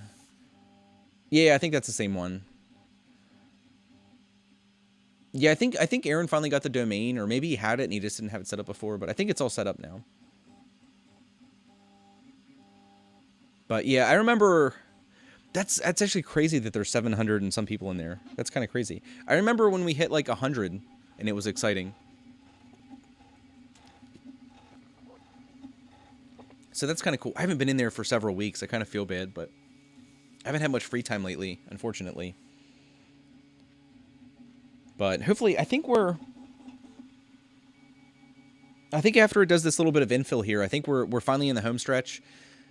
And I just really hope this thing doesn't break. Like, I guess I wouldn't mind. I was going to say having a third Q-tip shooter, but since we broke the other one, I would only have a second. I need to quit shooting my webcam. I don't know why I keep doing that. I'm going to break it one of these times. Or scratch the little acrylic screen on it.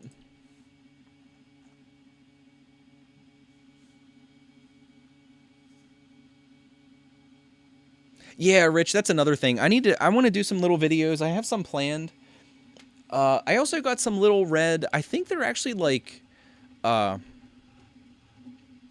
wanted to say bunghole. That's not what they are. They're little, like, rubber stoppers. And I wanted to try using those as like anti-vibration feet. But yeah, there's a lot of relatively inexpensive things that you can do to dampen noise and vibrations that aren't just those printed vibration dampers. Like I've told people that before, that I think they're an okay stopgap for a little while, but in the long term, I think they're not really that great of a solution to the vibration problems.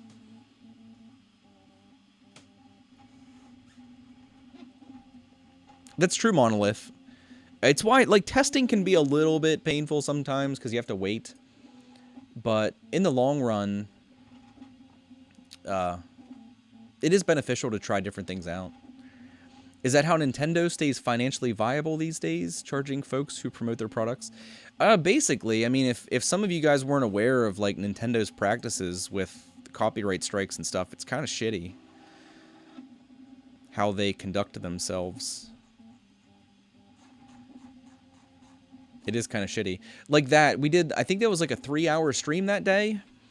We did 14 minutes of Super Mario 2, and they claimed monetization for the entire stream.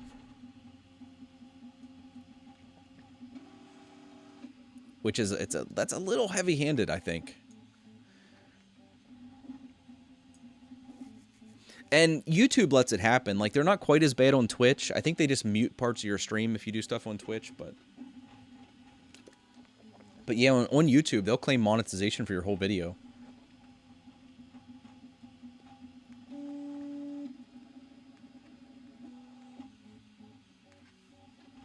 Yeah, all you guys, like Steven, Bjorn, Nacho. There's a lot of relatively simple things you can do. The concrete slab helps a lot to keep the vibrations from resonating through whatever, like, tabletop you have it on. Like, when any of the streams where I move the machine over here on this, like, wooden top table,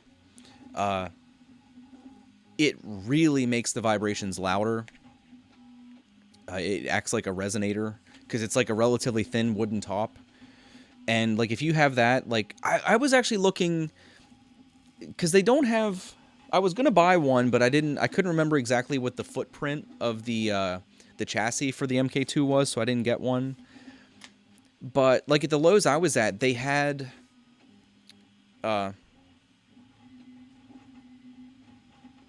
marble. They had marble tiles, because marble's, like, super dense compared to concrete.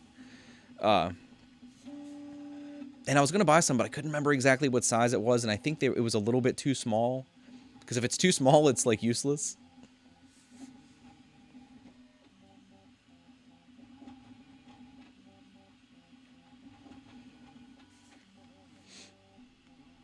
Well, the thing is, Monolith, is that's not true. It's not their legal right. It is not their legal right, because the vast majority of that stuff is legally used under fair use. The reason it happens is because of YouTube's policies, which have nothing to do with the law, unfortunately. Like, there are tons of people who have had their channels shut down for terms of service violations that actually weren't illegal under copyright law or, like, fair use. So it kind of sucks how YouTube is enabling, like, that kind of stuff. It's just like the guys, like, I don't know if you've ever heard of, like, patent farms, people who, like, will register patents. They'll just, like, do blanket registration of, like, patents for no other reason than to go out and sue people who had already been making things, but they claim the patent for. There's people who do essentially the same thing on YouTube.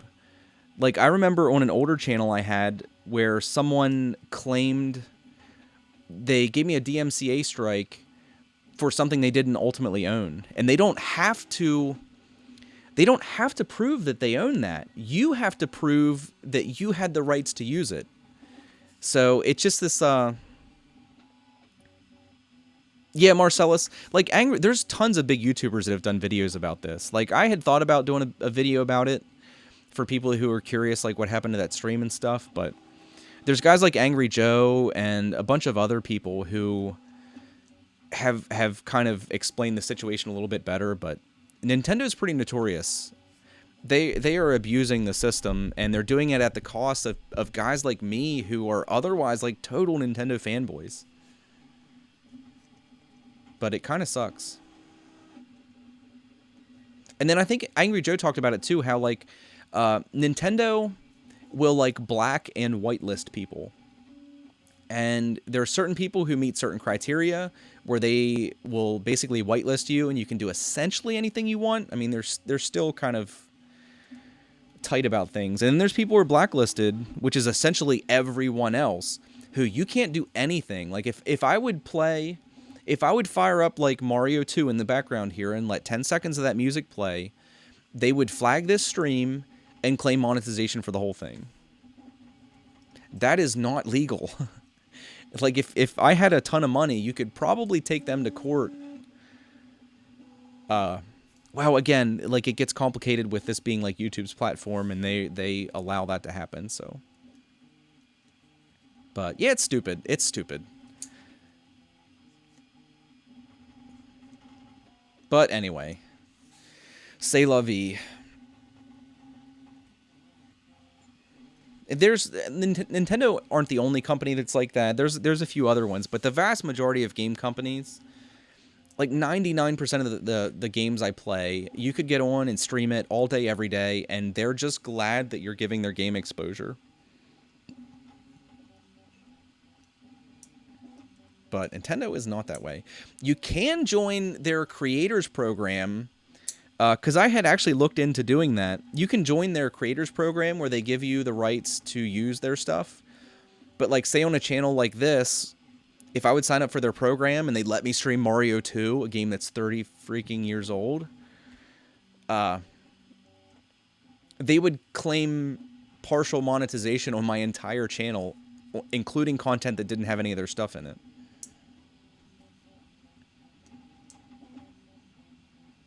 Yeah, like Anthony said, Nintendo isn't the worst. There's people who do, like, way more predatory stuff.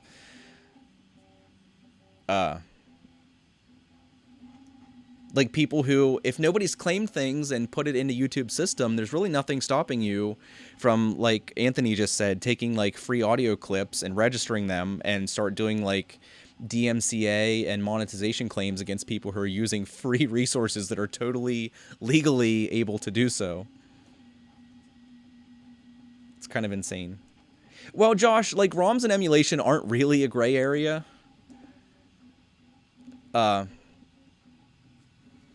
If you're selling them or distributing them widely, it's illegal, more or less.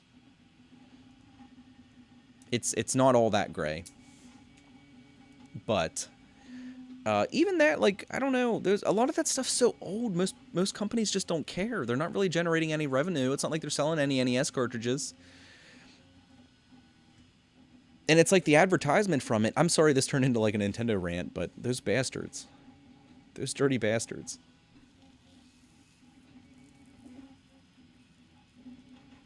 But it just frustrates me, because like I said, there's plenty of guys like me that are more or less total fanboys. Like, I'm not an actual Nintendo fanboy. Obviously, I'm sitting here bitching about them, but I love their stuff. I love their older consoles. I love most of the games they ever made. And I like being able to share that with people, and they make it really hard. They make it really hard to love Nintendo sometimes. But it looks like we're getting really close here. I'm starting to get a little excited. We do have... Oh, I think I threw it away. We do have the string... Oh, I cut it. No, I cut it.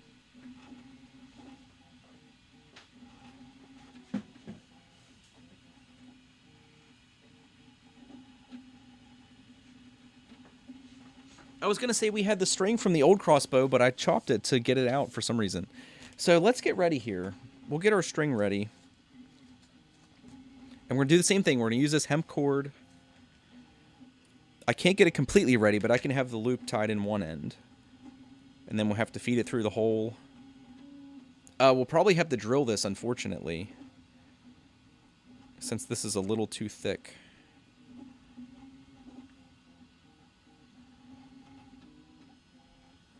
You're gonna... Don't say that, Gusner. We're not gonna break this one. This one's gonna work perfectly. And the people will rejoice.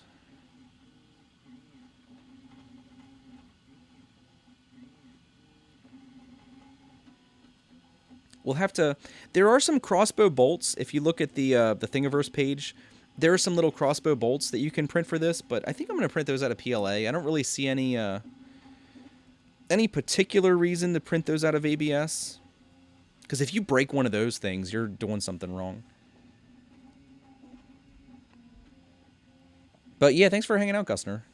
Thanks to everybody that's hanging out, by the way.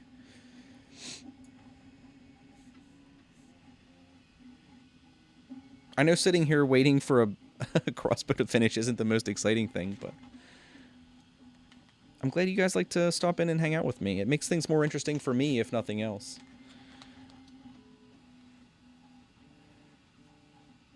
We can get this kind of tentatively sized, I think.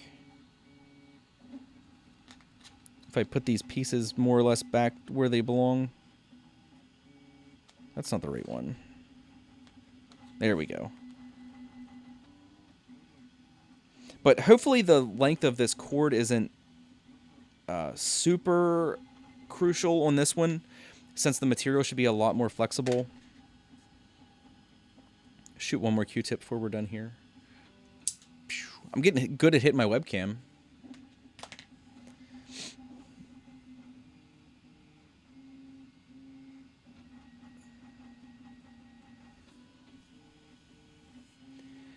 Rich Johnson, that's a tough answer. Like, I get asked that a lot.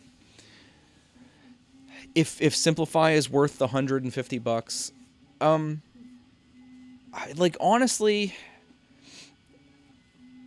like, I was lucky. I was lucky and had someone who, for absolutely no reason, who absolutely didn't have to do it, who I think is still here in chat.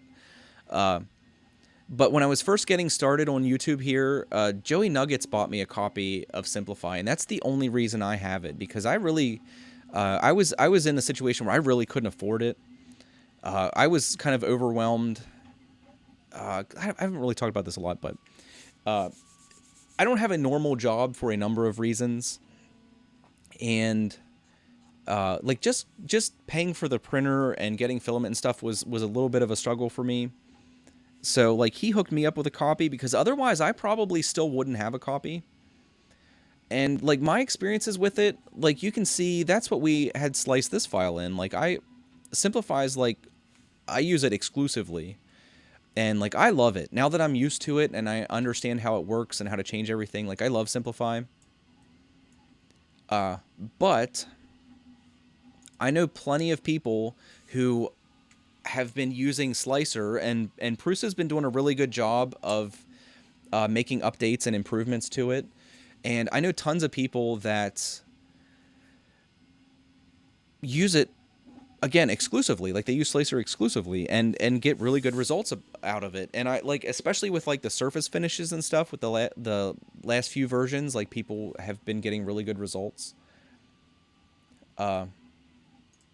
But yeah, I mean, that's honestly, like, the biggest deciding factor is, like, if you can justify spending the $150, then by all means do it. I mean, you're probably not going to regret it. But if you can't, and you would be in a situation like me where you just, like, even in the foreseeable future, you couldn't justify spending the money, you can easily get solid results out of Slicer.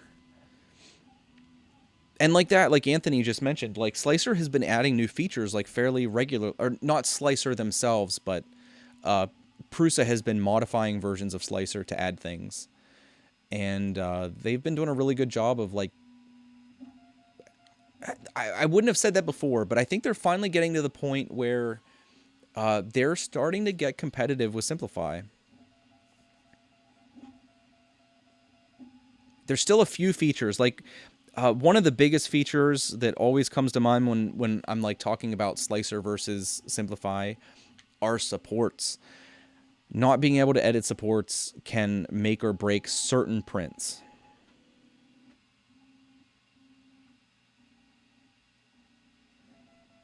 And then there's some things, oh, like Earl said, manual supports for the Prusa version are promised. That would go a long way to evening. Is that a word? Evening the playing field? That doesn't sound right. But the day that happens, my opinion will probably change.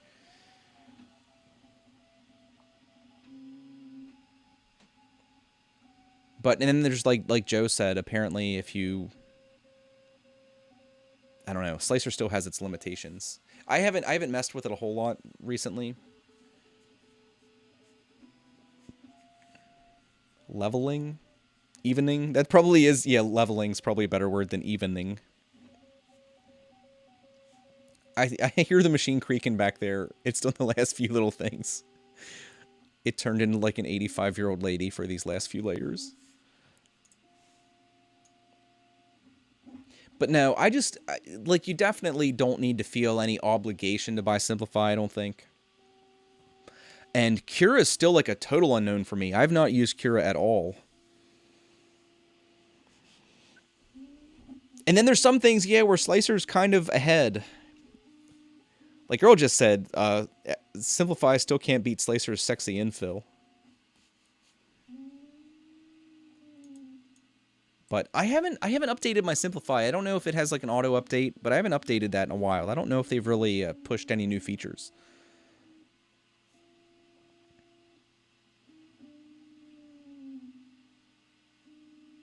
But it's definitely like a your mileage may vary.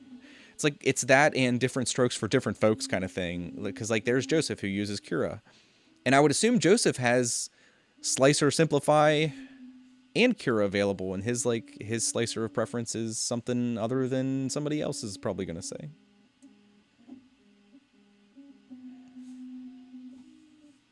I do know, like, Simplify. I actually contacted them before. That was before Joey hooked me up with a copy.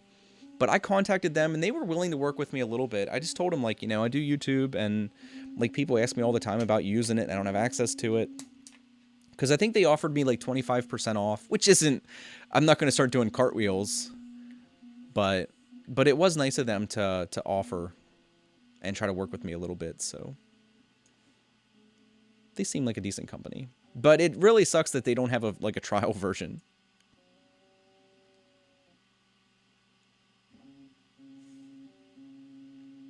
Oh, Joseph, so Simplify is your slicer of choice then?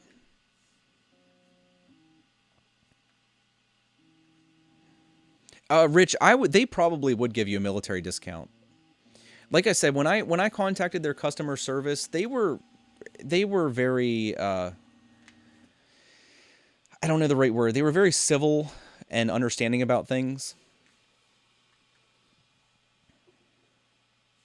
Anthony said his brother's a YouTuber, and he says if you dispute with Nintendo claiming fair use. Oh, that could be the case. I kind of rage deleted the stream because it just irritated me. It caught me at a bad time when I saw it.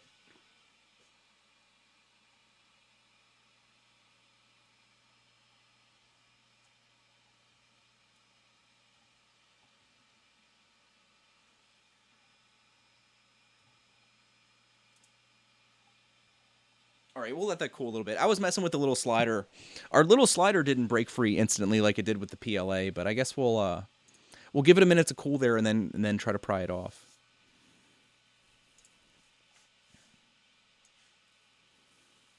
But yeah, no problem, Rich. I never have a problem talking about stuff. Discount or invade them.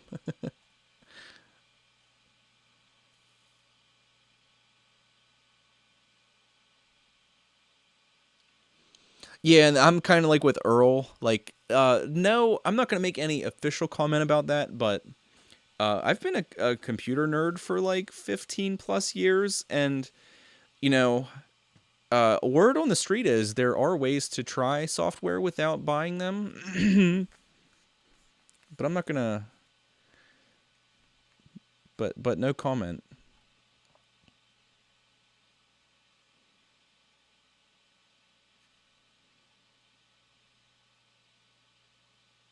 But yeah, I'm definitely, even if you do, do something morally questionable, it's always, and I've done that in the past where I've given things a try. If you do like something, go support the developer.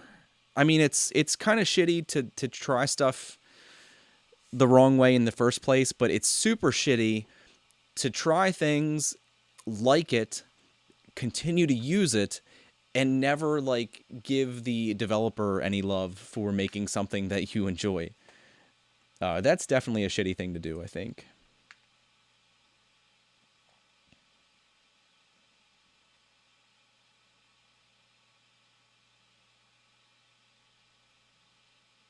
Yeah, and then also what Josh said, that is also a real thing. That is definitely something to consider. Sometimes when you're a pirate, there are sharks in the water.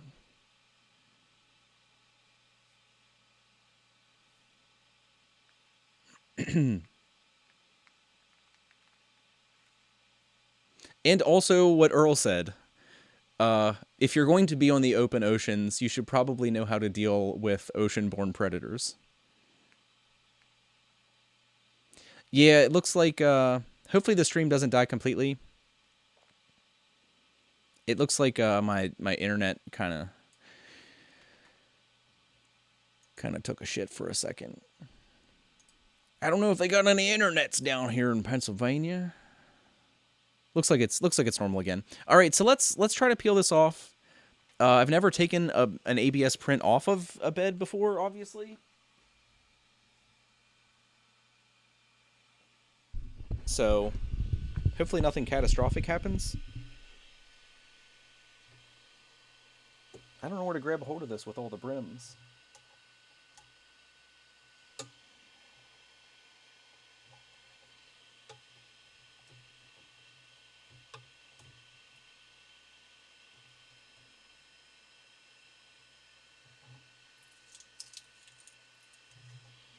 Well, we got it started.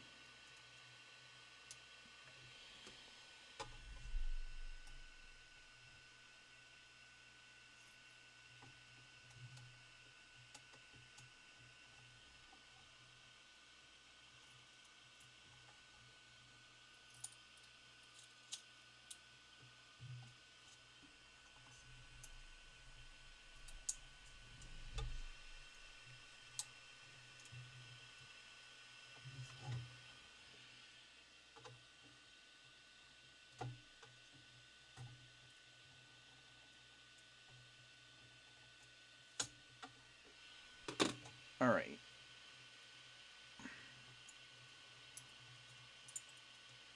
We definitely got good adhesion.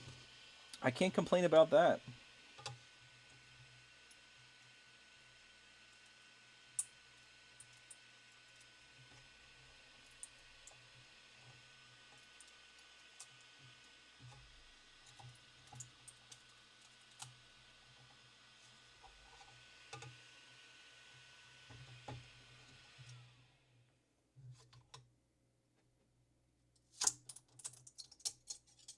All right, we got it.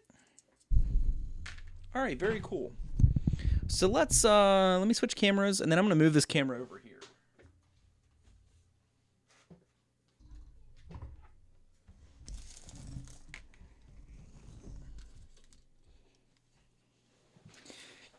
And we'll take a closer look at this. See how it all turned out. It looks good overall, though. I mean, for my first venture into ABS, it looks good. So you can see here, it turned out fairly clean. It's definitely like shiny as all hell. But you can see, if you can see the light off there, like it's fairly clean. I mean, there's probably always like a little room for tweaking with settings and stuff, but overall not bad. I'm kind of curious. Yeah, they seem like they're going to peel off okay. I was wondering how that was going to go. I mean, it kind of sucks it leaves like a white edge there. But it looks like the brim is going to peel off relatively easily. Might be a little tougher in the middle here. We'll take a look at it. And it also, like if you notice the that kind of corrugation there, it fills all that in on the underside, so see when we flex it, it's going to like tear them a little bit. But other than that, it looks all right. It's not quite as clean and crisp as like you'd expect out of a PLA print, but I guess there's some sacrifices you make for the strength.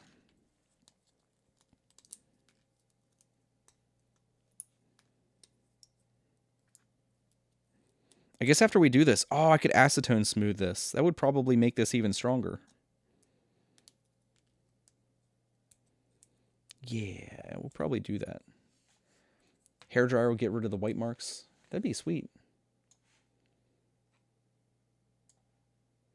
You use glue. Yeah, I mean, that is something to consider. I've seen people say that with, I think, like PETG, where you actually use the glue stick to help you get it off easier.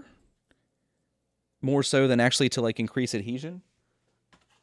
Because it creates a layer where you still get decent adhesion, but, you know, it doesn't have, like, a total death grip. All right, now we have some areas here. I'm going to poke through them from the top so we know what's what.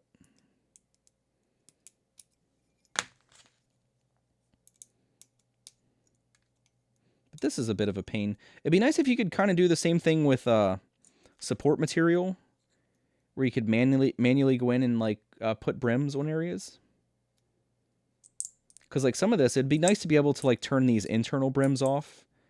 Because I don't think you really need them in these areas.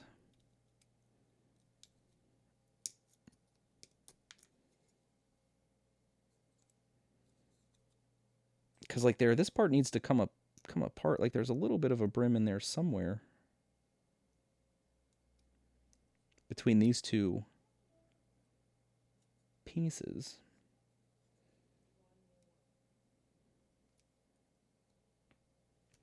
Because that's kind of an issue. If we can't get this to swing out of the way, we kind of can't do our crossbow right. And same with this. I see now why that sliding part was locked down.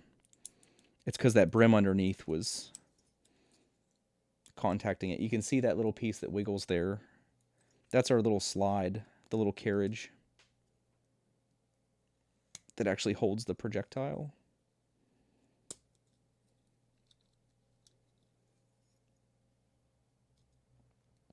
I guess it would be worth testing this. I mean, we might not even need all these brims. We might have decent enough adhesion that, you know, it prints without any problems.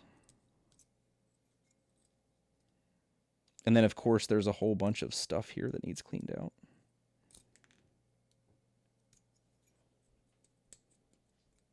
Yeah, deburring tool. There's Aaron, the same guy from the cable chains. He says that like every stream, every time I'm like messing with a print. So you need a deburring tool, man.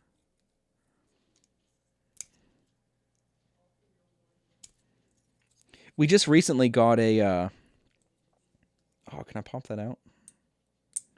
We just recently got a Harbor Freight. Like, obviously you can get Harbor Freight from anywhere, but we just recently got like a store in a town nearby me. I'm going to have to make a trip there sometime and pick up some of that stuff.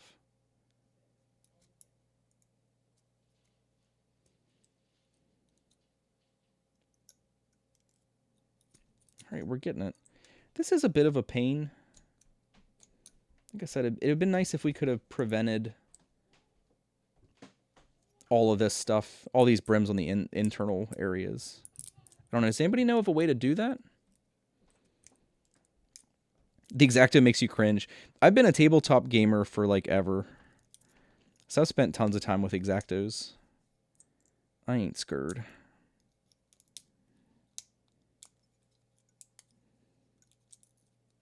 It's like second nature having one of these in my hand.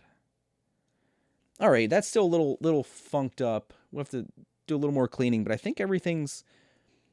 Oh, we got a little bit there. It's binding. I just wonder, has anybody ever smoothed a part that has something like this in it? I would kind of worry about the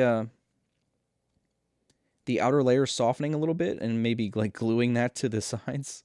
That would probably not be good.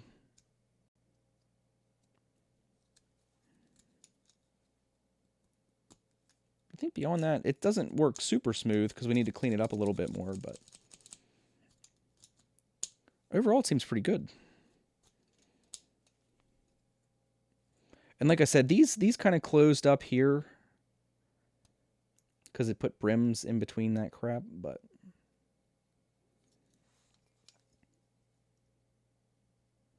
we won't get too crazy. I'm going to cut a little bit of that out so it flexes right.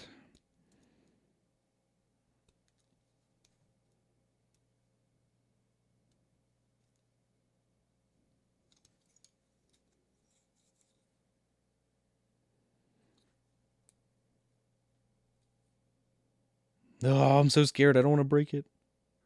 All right. Well, anyway, like I said, we could spend more time cleaning this up, but let's get to the important part.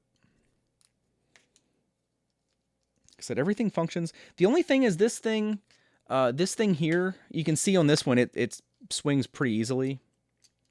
And that has to swing out of the way, because if that's up, the thing actually hits it.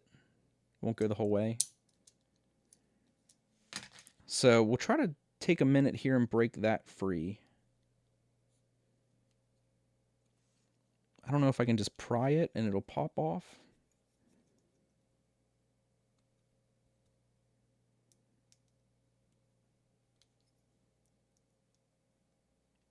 Because this piece actually, like the one I broke, this piece actually goes in there so easy, you could almost have printed it separately. Because it's got like a nice little ball and socket kind of setup. And just snaps on there. You could almost pull that piece off separately if you're going to be printing with a brim so you don't run into this problem. But you can see we need to cut in here a little bit. If I can find the right place.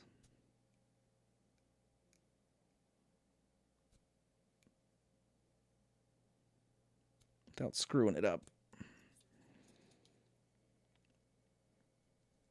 I feel it's starting to move, but it's still super tight.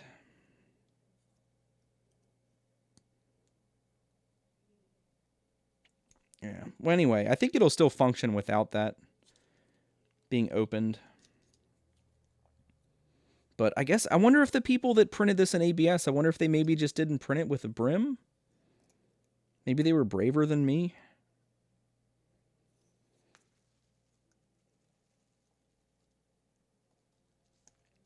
Because we can score it some more. I don't know if that's like the right place.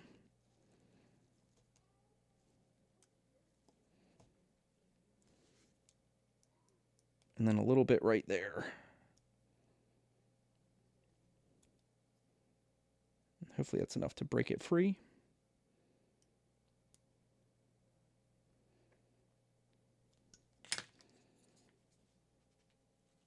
I don't think so.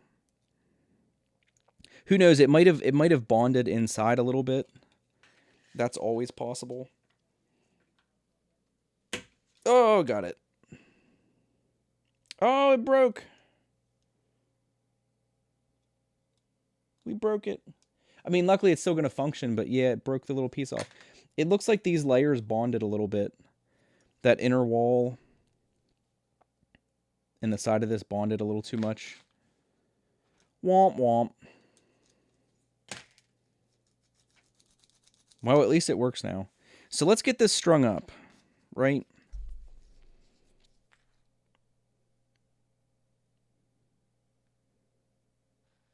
We'll see if we can get that in. We're going to drill that out.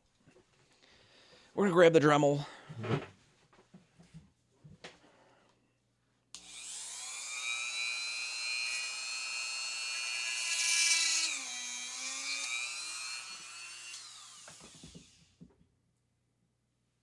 This does actually drill out instead of just melting. All right, so let's get our string in there. Got to put it through the hole in the little carriage thing.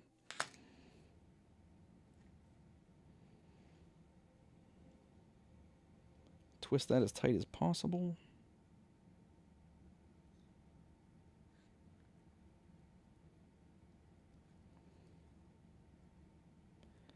Come on, don't be a complete pain in my ass. There we go.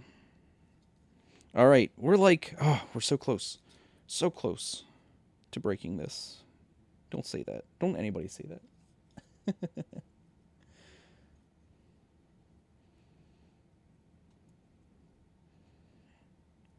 I don't know what the easiest way to tie this is. Because doing the double knot, like, you need to leave so much extra. Like, probably something like that.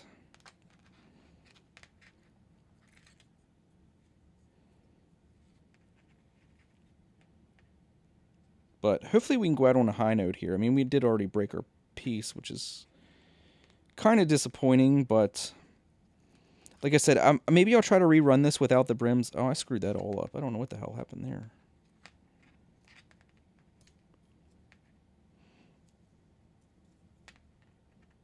Because I kind of think that we got good enough adhesion that maybe we don't need brims. Maybe because this ABS is made to flex less, maybe it won't be an issue. Should be kind of sweet.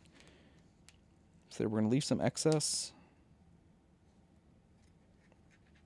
And try to knot this over.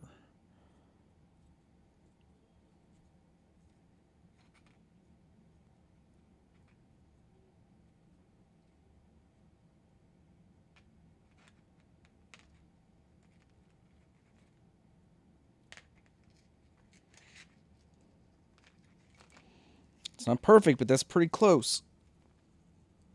All right.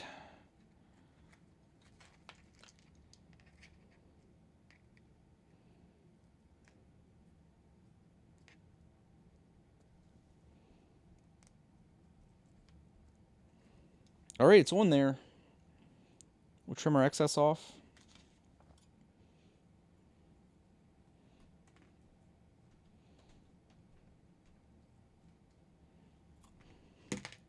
All right, we are in the home stretch. So there we have it strung. Oh, now the moment of truth. All right, let's do this. All right, I'm so nervous. This is going to break. This is going to freaking break. But let's try it. All right, we're going to caulk it. We're going to pull it the whole way back and see if it breaks.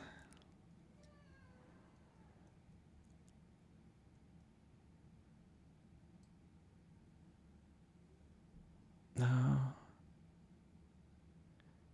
There's areas getting white.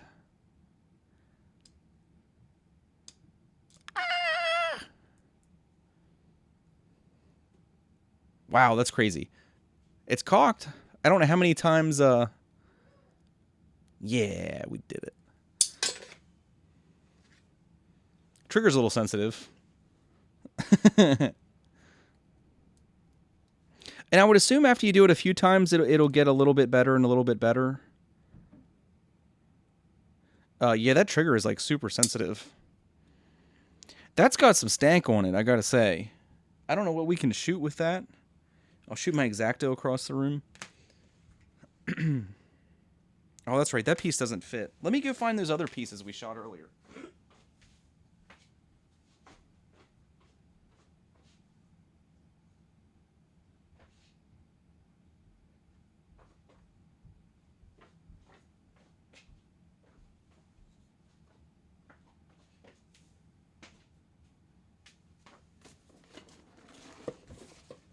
I don't know where they went, but I got some Q-tips and this other piece here. This thing feels like it's going to shoot hard as hell. So we got this, like, piece of brush here. Surely this isn't going to stick in that box. I did not mean to shoot that yet. All right, so we're caulked.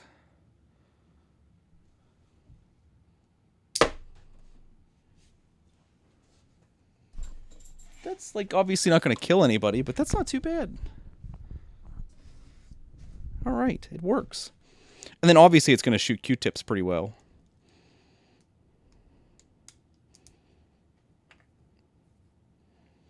Probably bruise somebody with a Q-tip. Oh my god. I don't know why the hell I'm shooting my webcam. I need to quit shooting my my webcam. Acetone glue it. Well, the problem is, like I said, even if I glue that back on, it's not going to swing out of the way, and it'll kind of stop the carriage a little too soon. Oh, and as far as, like, the ABS fumes, they're, like, I don't know, they're not bad. It doesn't stink down here. I said my throat hurts a little bit, but my throat was sore from being sick. And it did irritate. My eyes feel a little bit dry, and my throat's a little bit... I need to quit doing that. That's shooting that really hard. Well, I recommend printing this in ABS if you guys print ABS. This is a sweet little toy. Even shooting Q-tips is like fun. Yeah, I feel successful.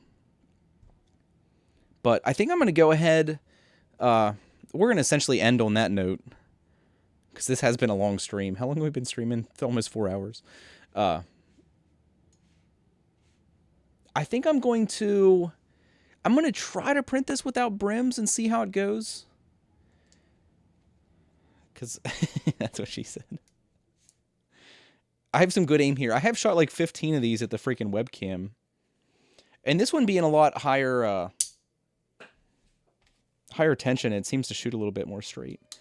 I actually am kind of afraid to print the little actual like torpedoes, little missile things, because they probably hurt like hell. You could probably hurt somebody with them.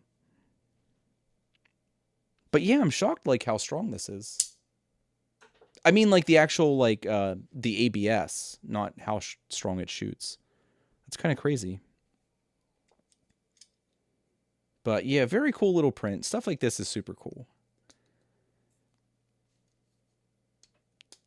I just, after breaking those other ones, I'm kind of still afraid it's going to break, but...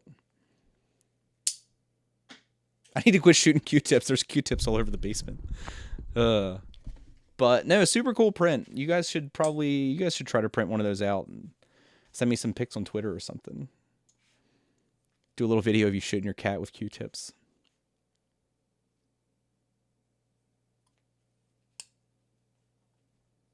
Sorry, I wasn't paying attention to chat. I was in my own little world there. Stronger, yeah. I'm still going to like I said, we have this. I forget what this is called. I'm gonna try printing one in this the Omni. This is a high strength filament with the perks of PLA combined with the perks of ABS. Because I don't think it would take a lot of flex to keep that from breaking. I think a little bit of flex and you'd be okay. Just any bit. Any flex that's more than like standard PLA would probably keep it from breaking. But try the inside of a ballpoint pen. I said this thing would be, if you'd scale this up, I don't know how much you'd have to scale it up, probably 30% or so. Oh man, if you'd be shooting ballpoint pens with this, like little like a Bic launcher, that would be scary, actually.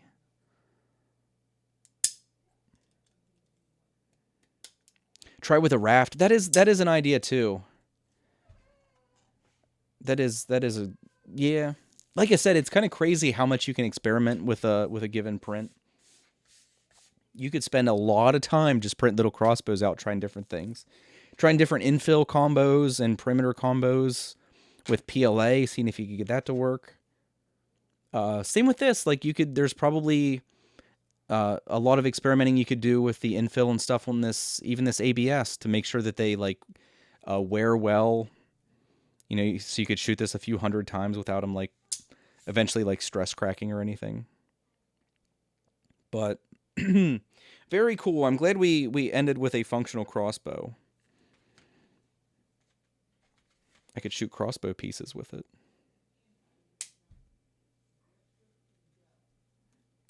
That just kind of jammed up. But anyway, yeah. Nails, shoot nails and X-Acto blades.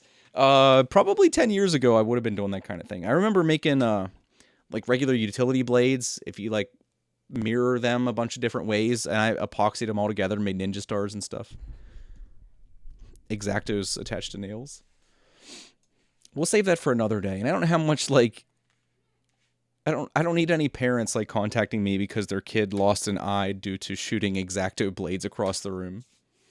But no, very cool, guys. I'm glad this wasn't too bad of an experience. Well, printing with ABS for the first time wasn't bad at all. But I guess it's about time to do. I hear my daughter throwing a bit of a tantrum upstairs. I don't know if you guys can hear that. She's having a bad time. But no, very cool. I guess we're gonna essentially end it there. As always, like thanks everybody for coming and hanging out for a while. If you kind of dug this, we do something similar to this every Tuesday and Thursday at 10 a.m. Eastern Standard Time. The Thursday streams are usually a little bit different, or have been lately. It's more like finishing prints and stuff like that. Like maybe we'll do some acetone smoothing this Thursday. I don't know. I'll have to look into like getting a little setup, and maybe especially if I get one of these to print without the brim, that would be really cool. Have a nice smooth crossbow. Ooh, because I think we have enough filament left, so that shouldn't be an issue. But yeah, maybe we'll do some acetone smoothing. 'Cause I have some acetone already, and I don't think we need much else. And I think it takes less time than this stream did, so maybe we'll kind of like tentatively plan on doing that. And if I can't get one of these to print without the brims, I'll have something else, or we can just do this one maybe. And we'll acetone smooth something, because I've been really anxious to try that ever since I've seen people do that. But yeah, thanks everybody for hanging out. Like I said, if you dig this, we do it twice a week, so if you want to stop back in, that'd be great. If you don't, that's cool too. My daughter just got sent to her room. I think it's time for me to go co-parent a little bit. But yeah, thanks everybody. Yeah, thanks. I guess we'll see you today's Tuesday. We'll see you Thursday at 10 a.m. Eastern Standard if you want to come and hang out. So see you everybody.